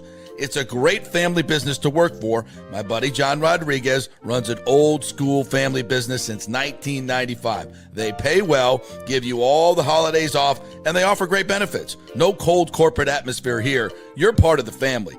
If this sounds cool to you, call them and apply at 813-961-8024, or you can email your resume in at thirdgenerationplumbing.com. Just go to the website, you'll see the button, email them, or call them at 813-961-8024. And don't forget about the $169 yearly maintenance special. It's a no-brainer, guys. thirdgenerationplumbing.com, and they also do AC. Ciao, Paolo Tini here, owner of Caffè Paradiso, voted number 3 People's Choice Award on Open Table. I want to thank all our loyal family of customers that have been enjoying our great traditional Italian dishes we make from scratch every day. It's a great family story we're proud of. Our family moved from Rimini, Italy in 1984. My dad, Caesar, started Donatello, and that's where I got the start in the restaurant business. I started Caffè Paradiso on South McDill in 1995, and we've been there ever since. From our traditional ossobuco, a veal slow roast for 4 hours, to our daily fresh catch, the Gruppo Paradiso, with a piccata sauce and lobster claw meat, homemade pasta like lasagna, farfalle salchicha, which is a bow tie pasta homemade with fresh sausage. Hold on a minute, JP's favorite. I love it. So come and have a glass of wine with me on South McDill. Get a reservation on Open Table and see all our 5-star reviews. Ciao, see you soon at Paradiso. Sports fans, it's time to gear up. Head to fanstreamsports.com and check out our brand new merchandise store. We're talking bold t-shirts, 3/4 zips, hoodies, hats, mugs, and more. Everything you need to rep your favorite shows and your favorite crew. Whether you're rolling with the JP Peterson Show in Tampa Bay, From the Rough in Dallas, the Tim May Show featuring Clay Hall, or the Jeff Thitoff Show in Ohio, or any of our FanStream Sports original programming, we've got the perfect look for game day and every day. So don't wait. fanstreamsports.com. Click merch and grab your gear now. Wear the stream, live the stream, fanstreamsports.com. Welcome to Kingmakers, home of the JP Peterson Show studio and Tampa's premier business networking and social club for members only. By day, it's an exclusive, vibrant co-working space with a stylish conference room, focus rooms, a full production studio, and an in-house marketing team. And by night, Kingmakers transforms into a sports-centric social hub with a full sports bar, golf simulator, and exclusive events. For young entrepreneurs and seasoned professionals, it's the perfect place to work hard, play hard, and make big moves in Midtown Tampa. Close the deal, celebrate the win. Only at Kingmakers. Become a member today at kingmakerstampa.com. Your business, your club. Hey, JP here for my concierge medical professional, Chris Lugo, PA. You've heard him on the show for a couple of years where he shares invaluable medical, nutritional, and supplement advice. With Chris, it's like having a medical provider as your best friend. What I love about this concierge service is the convenience and support he offers. I can text or call him 24/7 with any questions or concerns, and he'll promptly call in a prescription if needed. No office visits or copays required. It gives me peace of mind knowing I have someone genuinely invested in my health, not just focused on insurance profits. And the best part, the Bay Area Modern Medical Center's personal concierge service is more affordable than you might think. Don't let insurance companies dictate your health care. Take control of your health and wellness today. Visit BAMMC.com for more information and to schedule your initial free consultation. Empower yourself and take charge of your personal health with BAMMC.com. Let's go. Right now, back to the show on FanStream Sports. All right, welcome back to the JP Peterson Show here on this depressing Tuesday. No, it's not depressing. It's just sports, baby. Wonderful things to talk about. Watch people excel. It's pretty cool, but sometimes it goes poorly. That's the game. Big thanks to the great folks at the Gold and Diamond Source and Italiano Insurance. It will soon to become AJ Gallagher Insurance. Gold and Diamond Source, as we mentioned, they are the place to go if you want to get an engagement ring or sell some of that old gold jewelry. It's Gold and Diamond Source, 3800 Omerton Road. All right, back to the comments here. Airweed says, such a shame to see so many Rays fans leave in the 8th inning after Jose hit his second homer of the night. Bunch of bandwagon fans. It's only 4-1, but walking out of the stadium to beat the traffic. What are we doing? I don't know. That used to really really bother me back in the day, like people leaving events early. They may be wanting to go to, I'm trying to think of the timing of it. Yeah, the USA game was probably finishing up about that time. So maybe they wanted to just, hey, let's go watch the end of the USA game. Maybe. Pooh Shiesty says, yeah, chicks dig the long ball. I know. It's hard to get your best athletes playing soccer when, the other ones are getting all the press. Right Brain says, y'all acting like soccer ain't on TV in the USA. Show me where. Show me where. I challenge you to show me where I can find it on soccer. You turn on the major networks. Premier League is on NBC every Saturday morning. Why? We don't have a team in the Premier. Isn't that Europe? Yeah, people are watching. I never see soccer on TV. Oh, I see it all the time. Man Bear Pig said we need a Joe Maddon statue at the New Ray Stadium. Absolutely. Like to see something honoring the 2008 World Series team. I would definitely love to see that. Well, maybe they wait till 2028 and on the 20-year anniversary and they do something. Yeah. Douglas Batista says the way Schlittler was pitching, Yankees up 3-1. I agree with Cash not burning his A bullpen. Instead, used Roycroft to burn 2 innings. Yeah, I think you gotta pick up on the vibe. That was a lost game last night. You just did not feel like the Rays were ever going to do anything offensively. And once Cabby hit the 3-run homer, you were like, game over.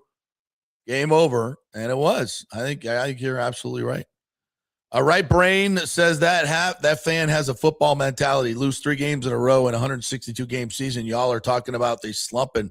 Relax, people. He's right. It's just 3 games. It's a long season. They just came off a 9-game win streak. It's not like they haven't been winning. Relax. Rick says, thank God the cops showed up or Tim would have kicked that 9-year-old's ass for shooting fireworks. Unfortunately, this was not a 9-year-old where I could have excused a little bit of it and I would have found a parent somewhere. This was a man in his probably 30s. Grown-ass man. Clearly not grown if you're shooting fireworks at someone else's house. Look, I don't understand people that shoot off fireworks in a neighborhood anyway. I honestly don't understand that. If you want to watch fireworks, go watch one of the productions that we have in the area. Yeah, don't. You live on a lake. You got some land. Yeah. You go to a park, some clear area. Come on now.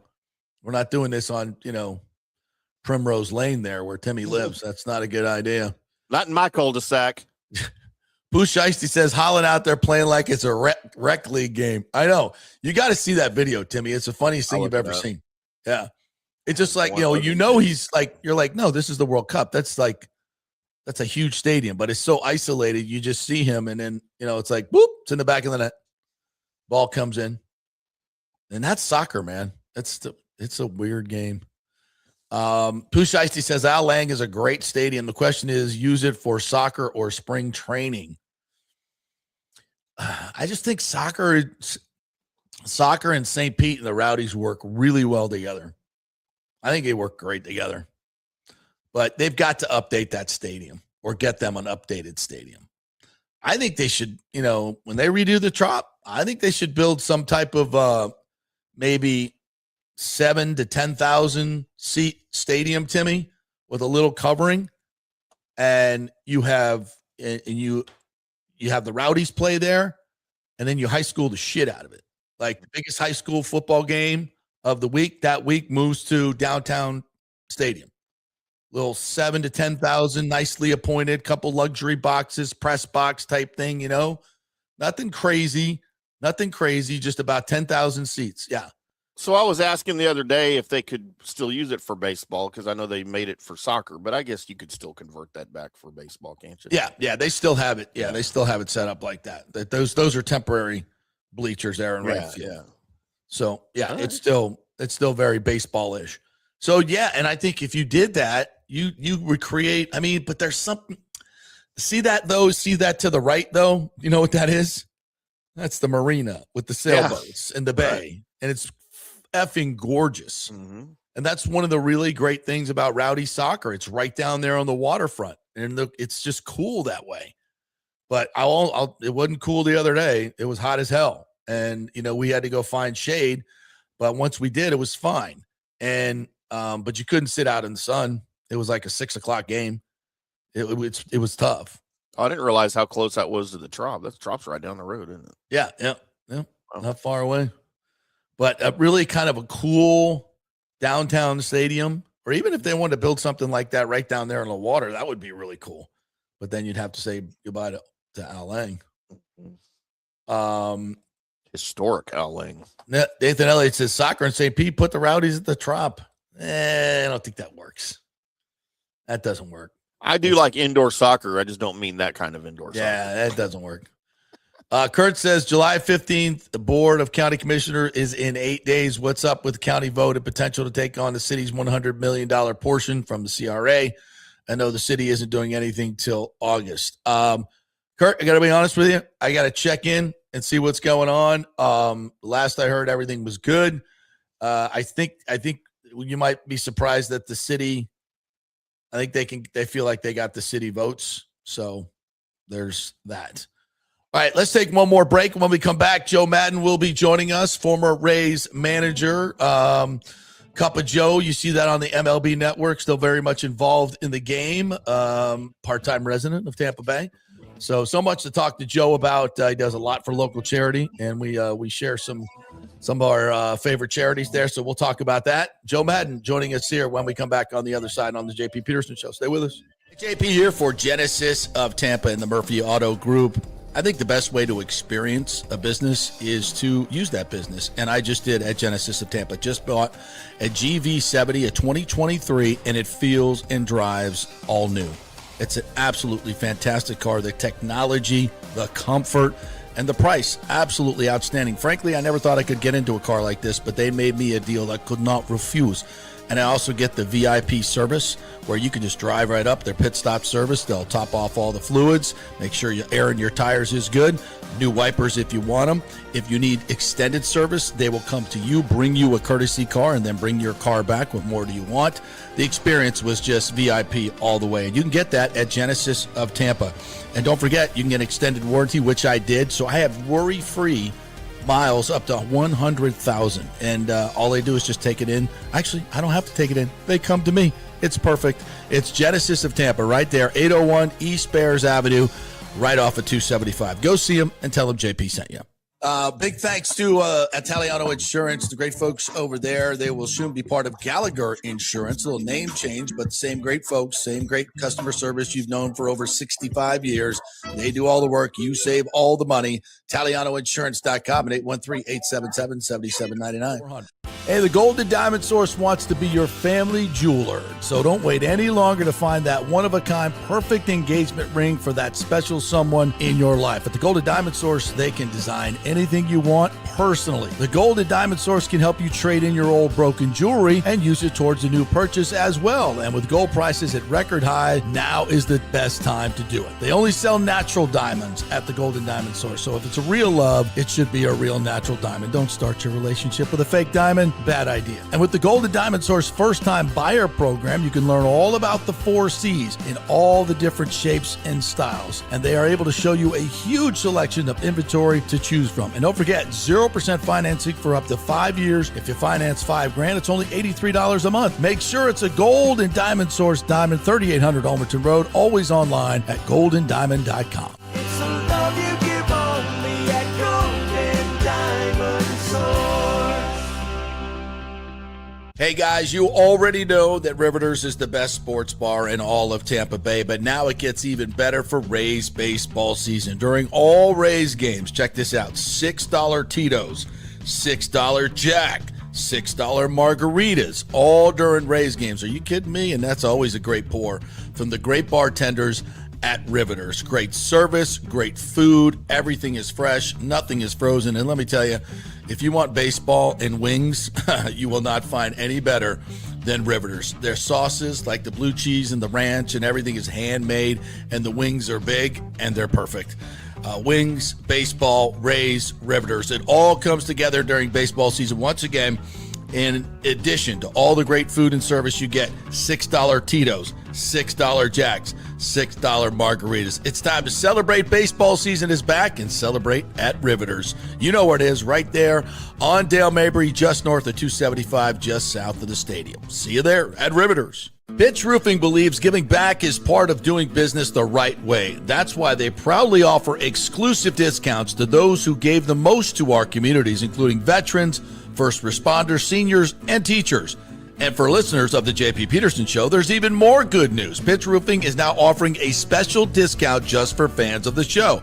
With so many roofing companies coming and going in Florida, it's important to choose a contractor you can count on long after the job is done, especially when it comes to honoring your warranty. Pitch Roofing is built for the long haul with a reputation for quality, transparency, and standing behind their work. Whether it's a repair or a full replacement, their team delivers honest guidance, quality workmanship, and no high-pressure sales. Call 727-67-PITCH, 727-677-4824, or visit pitchroofing.com to schedule a free estimate. Pitch roofing, roofing done right. Let's go. Right now, back to the show on FanStream Sports. All right, welcome back to the JP Peterson Show, brought to you by all these fantastic sponsors that you see right there below me. It's the reason we get to do what we do and be able to bring on one of our favorite human beings on the entire planet. He is the 3-time manager of the year, 2-time World Series champion, and my favorite manager of all time, the great Joe Maddon. How are you, Joe? I'm wonderful, buddy. Thank you for that crazy introduction. Thank you. I got to ask you a topic of the day. I know you're a patriotic dude. Were you watching the U.S. men last night? No, I tell you what I was watching. I have my families in town, my daughter and my grandchildren, and they wanted to watch Dirty Dancing. So the original movie, Patrick Swayze, right, Jennifer Grey. So that's what we did last night. We watched Dirty Dancing out on the patio. That's fantastic. Well, listen, it has been an incredible run for you and for the Rays this year. It's been, I don't think we expected this. I certainly did not. And here we are in as big series as I can remember in July with the Yankees, and they're in first place. What would you say about this first half for the Rays? How are you shocked, surprised? What's been the key for you? The Trop has been a big key to it. Yeah. And, you know, I've spoken against the Trop on many occasions only because, you know, it's just rafters and, you know, erector sets and all that stuff. However, there's a home court advantage to be had.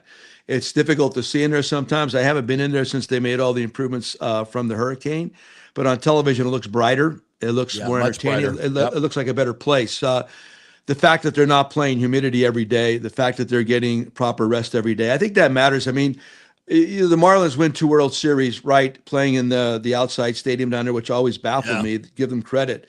But it's not easy to do. So I think they're back to their DNA, playing in the Trop air-conditioned stadium often. And I think that matters. And I think their identity's been resurrected.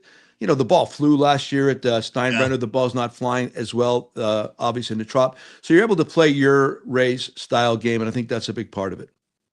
What can you say about Junior Caminero and what a generational talent this kid is? He's doing stuff that only the greats have. We're talking about Mickey Mantle and Willie Mays, and these are lists no mortal should be on. But here we are. What are your thoughts? Yeah, incredible bat speed. First of all, I met him at our event at AVA earlier around Christmas time. We had a fundraiser there, and he was there. And big kid, man, nice kid. Spoke to him briefly. Just came across really well. Then I watched him play baseball. Extraordinary bat speed. It starts right there. Very few people swing the bat as quickly as he does. He can cover, he could wait and then cover, and that's not easy to do. And I like his defense. I don't know what it looks like on a daily basis. I don't know where the mistake is. Gotten a lot better. But when I watch him, there's talent there, and his arm strength is very good. And it seems like he cares. For a young man, he carries himself in a way that beyond his years, that's kind of what I get observationally from a distance. So on the weekend that Longo's going into the Hall of Fame, now here's another third baseman. I'd like to see him stay there. I mean, for me, he needs to maintain his agility, his weight, his strength, whatever, all these different components that permit him to play there, because he's way more interesting and valuable playing third base than possibly first.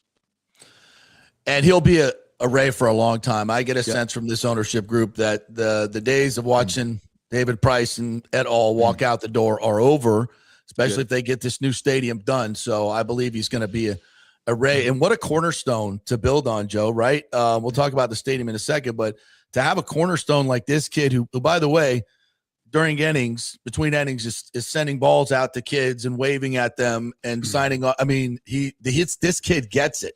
He gets it. And when your best player, your superstar, is the cornerstone of your franchise, you don't let that guy get out the door. That is once in a lifetime. He's got a joy for the game. He's got a joy for the game. And listen, I'm here to tell you what you would think everybody does, but not true. Some guys just it's a chore daily, whereas for him it is not. He loves to be there. He's good with the attention. He's able to process it in a way that it's not going to become ominous. He's got all the right qualities. And I only know him from one conversation. So what he's doing and how he's doing it, there's got to be a good mentor around him somewhere, whether it's back home or somebody within the group right now. Somebody's been talking to him well, and he's been following it combined with his own innate methods, skills, whatever you want to call it. So yeah, this is a long timer. Keep him well. Keep him motivated. He'll stay motivated. He has leadership potential from being as good as he is, plus to the methods that he employs. Yeah, very well said. Joe Maddon joining us here. Joe, you penned a great editorial on the new stadium and what a generational decision this is for Tampa. You're a resident here, part-time, full-time. You love Tampa Bay. You know it as good as anybody. And from a baseball sense, I would postulate nobody knows it better than you. And what this can the franchise, what it means for the city. Put that in a capsule for me for the fans here. They would love to hear from you. Well, yeah, when I first began there, it was 2006. I knew the Trop was going to go away right around 2027. I think that was the initial thought. And we got good. We got good, and we got good with a culture. We established a culture. We've already got a tradition there, right? All of that deserves a place that people can be drawn to on a nightly basis, that a lot of people can be drawn to on a nightly basis. When I mean that, not only from the fact that the team is good and fun to watch, but location-wise, how do I get there? And how do I get there often? Not just once in a while, not once a week. It's almost like an NFL game. You got to get there maybe once every 2 weeks because it's so difficult. So, and also the amenities. Quite frankly, if you travel to the other ballparks throughout baseball, the amenities aren't as, listen, I'm not slamming the Trop. It served its purpose. But Absolutely. if you really want to move on and take your place, and I know I made a statement at some point about 50 years down the road, what's this going to look like? And you want it to be there. You don't want it to go. You don't want it to go somewhere else to be successful for many more years to come. You don't want it, the Senators moving, whatever, Oakland, or Philadelphia moving, Kansas City, Oakland, all. You don't want that. You want it to be right there. And it's going to take, I don't know what the word is, sacrifice. I have no idea. I'm not the finance guy. But from the perspective of having a team that appeals to a wide audience, a team that appeals to people that are real baseball lifers, that's how you're supposed to play. The Rays and the Brewers, to me, personify exactly what this is supposed to look like. And they still incorporate the modern day. They're not old school. They're not new school. They're in school, both organizations. So you want the Rays to be there for a long, long time. And listen, I know there's the part that'll make the argument that we don't really benefit. We don't like baseball. We don't like sports, but you do. You do benefit. And nationally, you benefit. The exposure benefits you, us. And eventually it leads to more complementary economical effects that's going to benefit the community now and in the future. So it's just a no-brainer, I think. Yeah, you got a great team, great tradition, a new ownership group. Everybody's excited about this. Now is the perfect time to get this thing going forward. Yeah, you get a new college out of it too, which I think is really cool. Joe, the 2008 team will reassemble, I'm guessing, this weekend for Longo's weekend, long overdue. It was such a magical time. Covering that was one of the joys of my life, and that team and the players and the personalities and just the quality human beings that were all involved in this, and to see it all come to fruition on the field, which you orchestrated so well. I mean, it was a special moment in Tampa Bay history, and I cannot wait. And I tell you what, this place is jumping for Longo weekend. I mean, there's a lot of people that are just really jazzed up about it. I hope you are too. I am. I mean, I'm happy. I'm so happy for him and for the group. Like I said, I've been three different places, primarily the Angels. That was my original home. Then, of course, the Rays gave me my first, the Devil Rays gave me my first opportunity. And then, of course, the Cubbies and back to the Angels. I'm so drawn to that area, as you know. I've lived there for many years, had a couple homes down there. I'm a renter there now. I'm kind of a snowbird, but I'm still there for 6 months out of the year. I know the vibe. I know what they're feeling, and this is good. It's good for baseball in the Tampa Bay area to recognize a player like Longo, and I think this is something to build on again moving forward. Whether it's more future potential people put into a Hall of Fame there, or just a new ballpark that you put a banner up there that Longo's name hangs up there because he had so much to do with the ascension of the Rays. When he showed up, we were so excited to get him there. He gets there, he makes an immediate impact and difference, and he does for years. The way he played and how he played, there was an effort level on a daily basis. There was a preparedness on a daily basis, and there's just a high level of skill on a daily basis. So it's a perfect guy to get this started regarding, like Carl down the road, BJ down the road, Carlos Pena down the road, Shieldsy, Pricey, all these dudes. I mean, there's so many really. This is a high quality group of players that we had there. And this group would have done well in any generation, I believe. So I think Long was the perfect guy to kick it off with. I'm so happy for him and his family, and I'm happy that the entire region is getting into it. Yeah, and that's it. And it started. That was Longo's rookie year. And so what did you as a manager expect, and what did you get? Well, the expectations actually were high. What was it, third pick in the first round out of Long Beach State, something like that. First of all, I'm a Long Beach State fan. Okay, I'm confession. For years, I think they've done one of the best jobs of preparing players to become major league players. And a lot of times they'll get guys on like the guys that might have been rejected by Arizona State or USC or whatever, and they go there and they had such like David Snow and Mike Weathers and Blair Field. It was fabulous as a laboratory for a Major League Baseball player. So it all started there.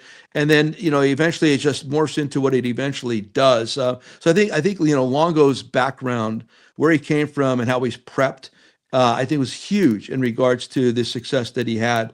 So when I look at the entirety of this, I always look for where somebody comes from. Like when I see a new Major League player, and I don't know, I immediately I want to know, where's he from? Where did he go to school? Who are his coaches? And that's really important to me. And he could not have been raised more perfectly.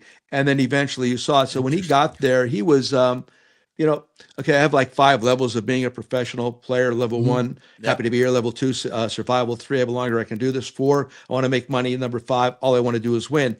When he arrived, he was already at level 3. I belong here. I can do this.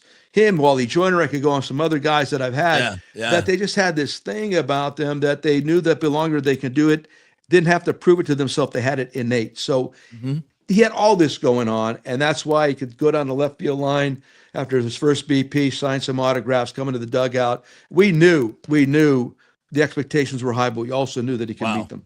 Yeah. And so that season was, came together in so many ways. And you look at the Peñas and the Zobrists and the Pricey at the end and Longo. Just talk about the team. When did you know that team could be really, really good? Because your first 2 seasons were not great, but this one, then 97 wins shows up and you win the AL East. When did you know? Spring training, we did a great job. Andrew and the boys did a great job of acquiring veterans. Cliff Floyd, Troy Percival, and Eric Hinsky. Maybe not the names that you're expecting. Like, Percy had a bunch of saves. Cliffy did his thing, and Ski has a lot of influence. He's been on a lot of championship teams. That was it. We needed to flip this culture where everybody, the level of accountability wasn't high enough when I first got there, not even. Right. And there was like this, the expectation was that I was just going to get stuff for free. There was, the accountability was there. So those 3 guys really, they would get not necessarily in faces, but they would point things out that guys needed to hear, younger players. Because remember, Zoe was a baby at that time. Zoe wasn't even a regular at that time. Carlos had failed with with Oakland and Detroit, but all of a sudden we knew that was in there too. The acquisition, you're getting Jason at shortstop. Garza pitching, Bartlett, and all that stuff. It was just an accumulation of really great thoughts and moves during the offseason. So it wasn't just one or two things. Look at Jake McGee and Wade Davis are in your starting then / bullpen. I mean, listen to these names. I mean, it was that good of a group. So acquisitionally, I think the offseason was spectacular. We needed to flip the culture in regards to how do we win and where's the accountability here. And all of a sudden that showed up, and all of a sudden you got the 2008 Tampa Bay Rays. We were just talking the other day. Somebody mentioned Johnny Gomes, and we all went back to Gomesy versus Shelley Duncan, and we're like, that was the moment. That was it, right? Yeah, there's two of them that year. That was at Al Lang. I think I was there for that. It was at Al Lang Stadium, was it not?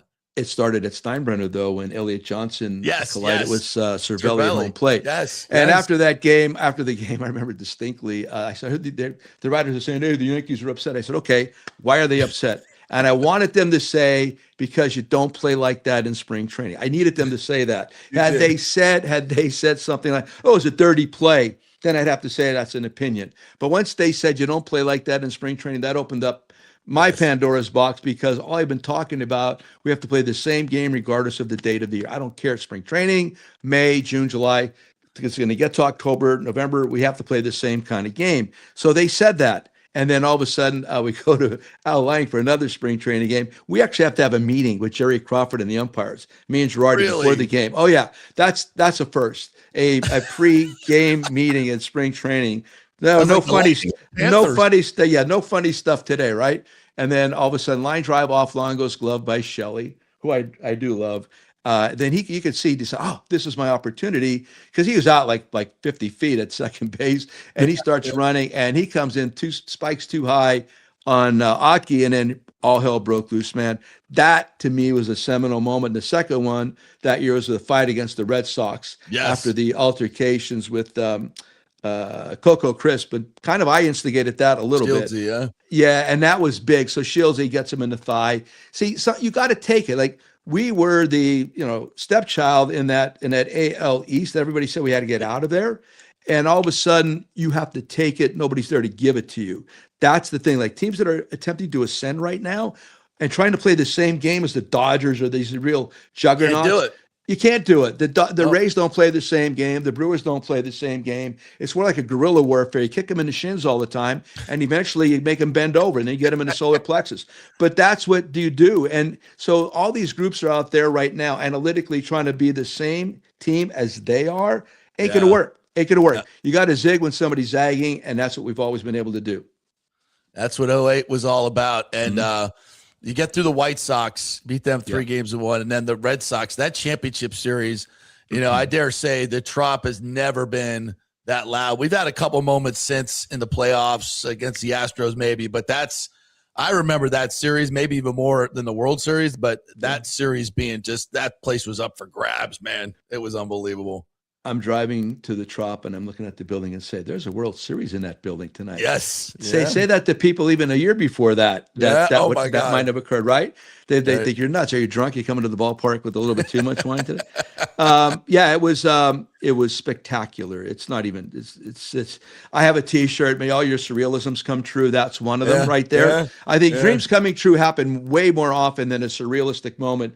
Surrealism is just that thing that's like unimaginable. Dreams are imaginable. So that's what it was. And God, it was so special. It was so exciting. And ground ball to Aki, right? Well, we had it kind of wound up in Boston, but then you don't, because they came back. And then of course that game 7. And God, it can not be more drama than that. And our guys responded so well to all of that. So proud of them. But the city deserved that. The area, the region deserved that. We did it. And that's kind of like, the jumping off point for what's happened after. Yeah.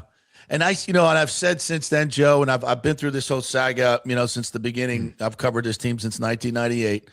Hell, I was down here before they even started doing a story on the Trop, because I was working in North Carolina and we were trying to get a baseball team back then. And we came down there and said, what is this going to do for St. Pete? And nobody really knew. Nobody really knew. And what it blossomed in the first few years was, it was just awful. It was a freaking disaster. Mm-hmm. And then you guys just put it together, and there was a magic in that place. I say, like, certain places you go, there's some magic sometime, and you just felt it. There was something magical about that season and walking in that building, and the residue, you guys kept it going for a while. You really did.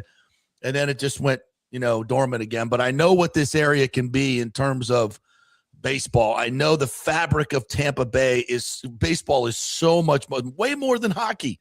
And I work for the Lightning, but there's something that's been living inside that when it gets to a state-of-the-art stadium in the middle of the market and an ownership group that really cares and is going to get this done, I'm telling you, baseball is going to explode in Tampa Bay.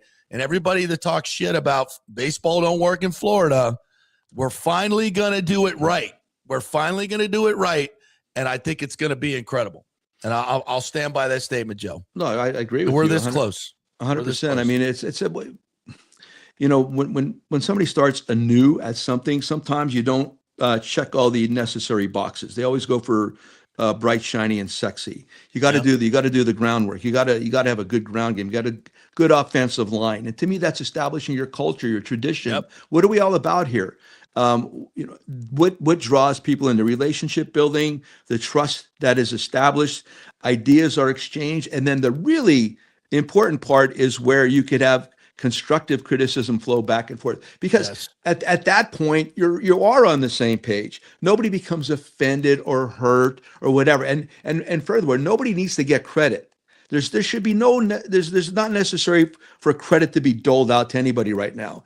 What's necessary is this is for the greater good. This is going to benefit everybody. And I know I know there's the folks that are not, like I said, not necessarily sports addicts that are going to disagree with that. But in an ancillary method, there's going to be benefits that, like I said, are going to drip over all different components. $75 billion in economic impact. It's a no-brainer. It just is. Yeah.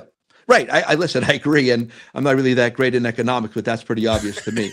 So I'm just saying, don't overlook establishing the traditional component. Where you bring people in and they like what you're doing, and what you say and how you say it matters. It's not just about the right shortstop or right-handed pitcher, or the greatest analytical department or the biggest baseball ops. Check all the other boxes, and then eventually this other stuff will matter. Yeah. We're going to pull it all together. It's going to be fabulous.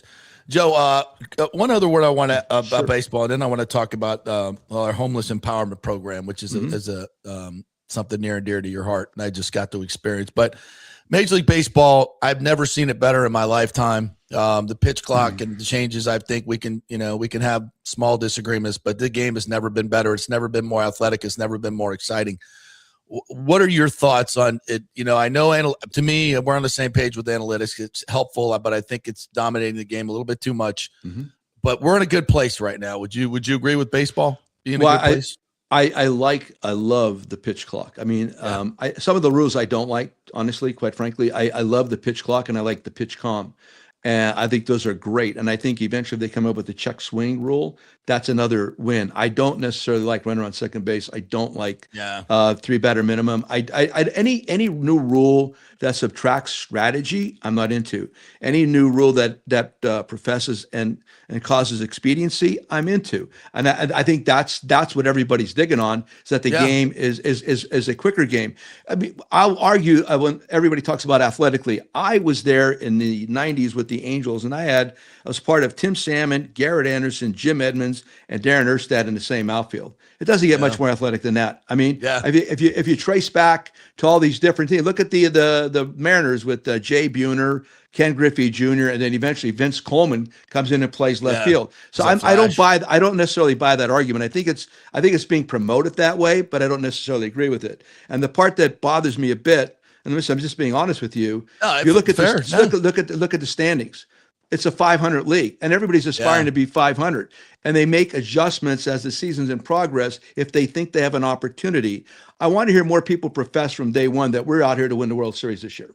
We're in it to win the World Series. We're not just in here to compete. I don't want to just be a 500 team. Again, when I got to the Rays specifically, and I know with the Cubs too, listen, we're not here to be 500. We're here to get 5 over 500, then 10 over 500, then 15 over 500. There was a time you had to be at least 20 plus over 500 to even sniff a playoff. Like 90 and 70. That was, you're sniffing right there. And now it's like people with mid 80s might have an opportunity to get in the playoffs. I'm not arguing against the interest generated by more potential playoff bursts. I'm not. I like that. But I'm against the argument that you think all of a sudden the athletes are better than. Just go back and look at the names who had just come up, like 90s, 80s, 90s. That's my sweet spot. 80s, 90s, 2000s, and before that, all the guys that I loved on the baseball card. So I don't necessarily buy that argument. I love the argument about pitch clock, pitch calm, and now the check swing kind of a thing. I think the two throwers to first base. No, don't impact strategy. Impact expediency. That's fair points. All of that right there. Joe, I was over at the homeless empowerment program in Clearwater the other day, just helping out, doing very, very little. What they have put together over there and the impact they are making is something really, really special. And I highly recommend people volunteer there. Met some really, really cool people and interesting folks. And that's the Lord's work is being done over there. I'll tell you what, I'm saying you, meaning anybody that's listening, go over there and check it out. Go over there and see Barb and everybody and check out what they do on a daily basis. That's the thing. We go over there, we think we're doing some good. We show up once a year, a couple of times a year, and you think you're pretty hot, right? These folks and these volunteers do this stuff every day. And they meet with these people every day. It's a strong veteran situation over there. The housing they have for former veterans. And just everything they do in general is so first class on their campus. I never really toured the entire campus until the last time I was there. My God, I didn't know it was all of that. So it's spotless. They really, it's amazing. They nailed it. We need more of that. And a lot of it, people have to understand when it comes to homelessness, it's not just a male not wanting to work. There's a lot of families there, met hard times, the downturn in economy. All of a sudden, you're faced with bills that you can't handle, illnesses that you can't pay for, and all of a sudden you are in a broken situation. So get a better perspective. Go over there, ask for a tour, or even ask if you could volunteer for even one day for a lunch, a dinner, whatever. Your perspective will change. 100% believe that. And we're going to need these places more than ever because it's getting tough out there. Well, Joe, listen, thank you so much for your time. You're coming this weekend, right? You'll be there. I'm not. I got family. Yeah, I got family this weekend, and then this was something that had already been planned, and then I got the Cubs next week in Chicago. It's been like so I did something video wise for Longo. I've been answering a lot of questions all over the place. I'm going to do something today your time, with MLB Network also.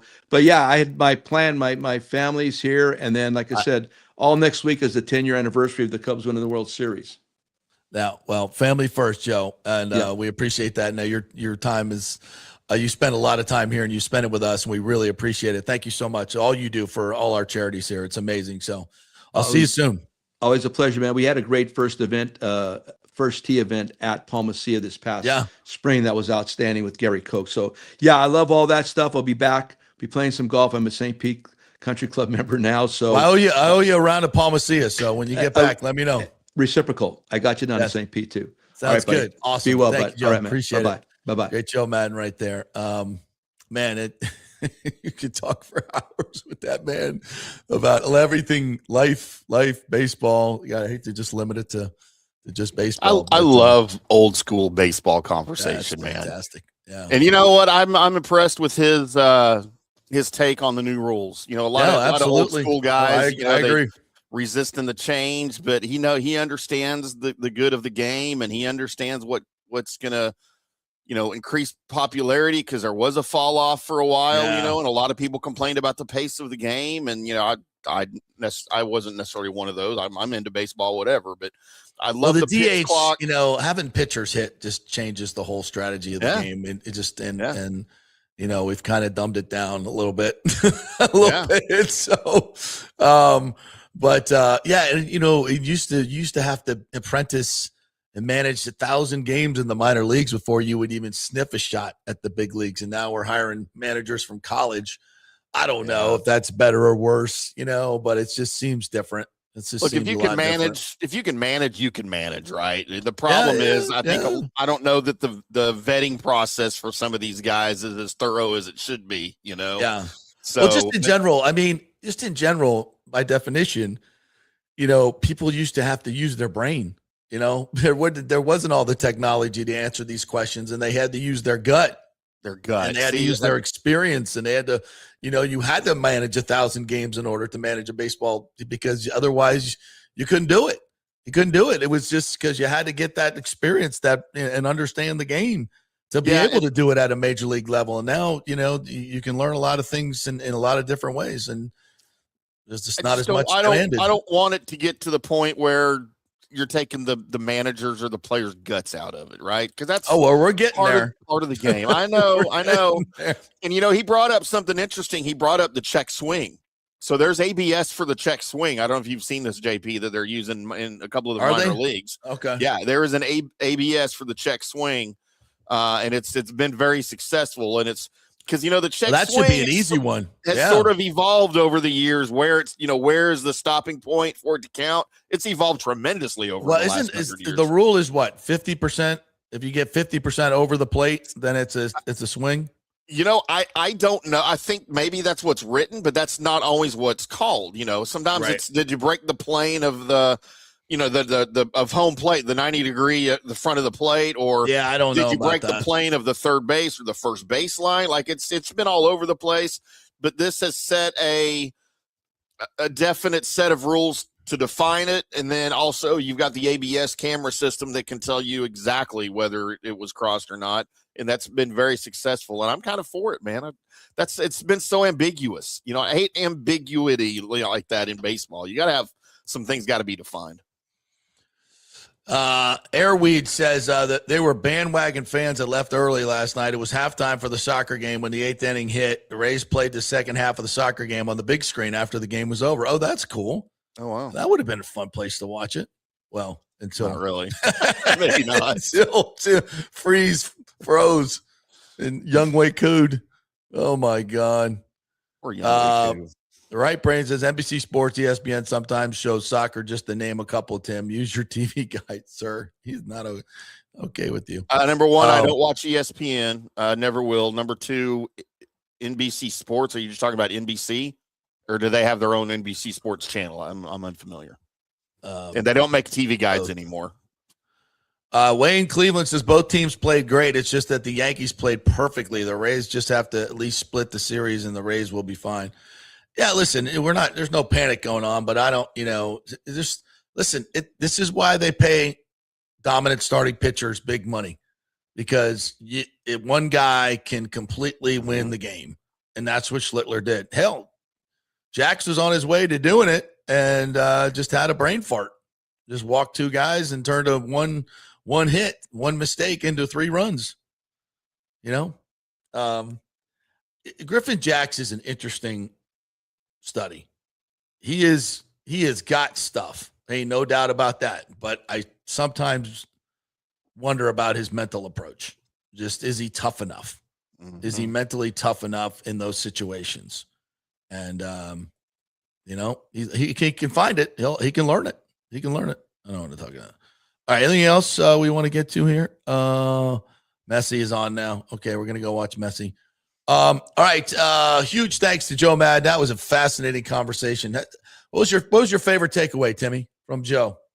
Just as it always is, his passion. He still has that passion for the game. Oh my God. You can tell it's still there, man. The guy could probably still manage today at 72 years old. Oh God. Yeah. I would hire him in a heartbeat just for culture alone. I love the Rays to find a place for him. I don't know what, it's like, Joe's so smart and he's got opinions, and I don't know if it would be if he's not the manager. What is he? Is he the general manager? He's not going to do that. We're not going to change managers. There's 2 jobs that he could possibly have, and they're both taken by guys that are doing pretty damn good. So I don't know that a current manager would want him on staff anywhere. Yeah, exactly. Him and Cash, they get along great. And I know, but it's just he's that much of a presence. It's like that works against him. I don't think he could ever have a minor role. he's just too big of a presence. And I say that with the utmost respect. It just, I would not want him working under me because that would be ridiculous. You know what I'm saying? Like, I could not be that guy's boss. Like, that would just be completely weird. No. So, but that wisdom, that baseball wisdom is just, it's captivating. It's absolutely captivating. And if you've ever talked to him about any other subject besides baseball, it's equally as captivating. Kurt says half of Major League Baseball cities have a law, not a rule, law that the players cannot use chewing tobacco. How does that get enforced? Oral cancer? I don't know. I don't know why I even read that at the end of this. All right. Thank you guys for joining us. Thanks to Big Joe Maddon. Thanks to Jeff Attinella as well. We will be back tomorrow with more fun and frivolity. We'll see you then.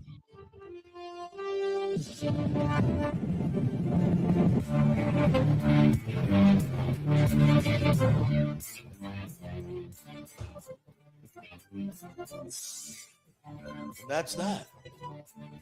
What did you think of that show?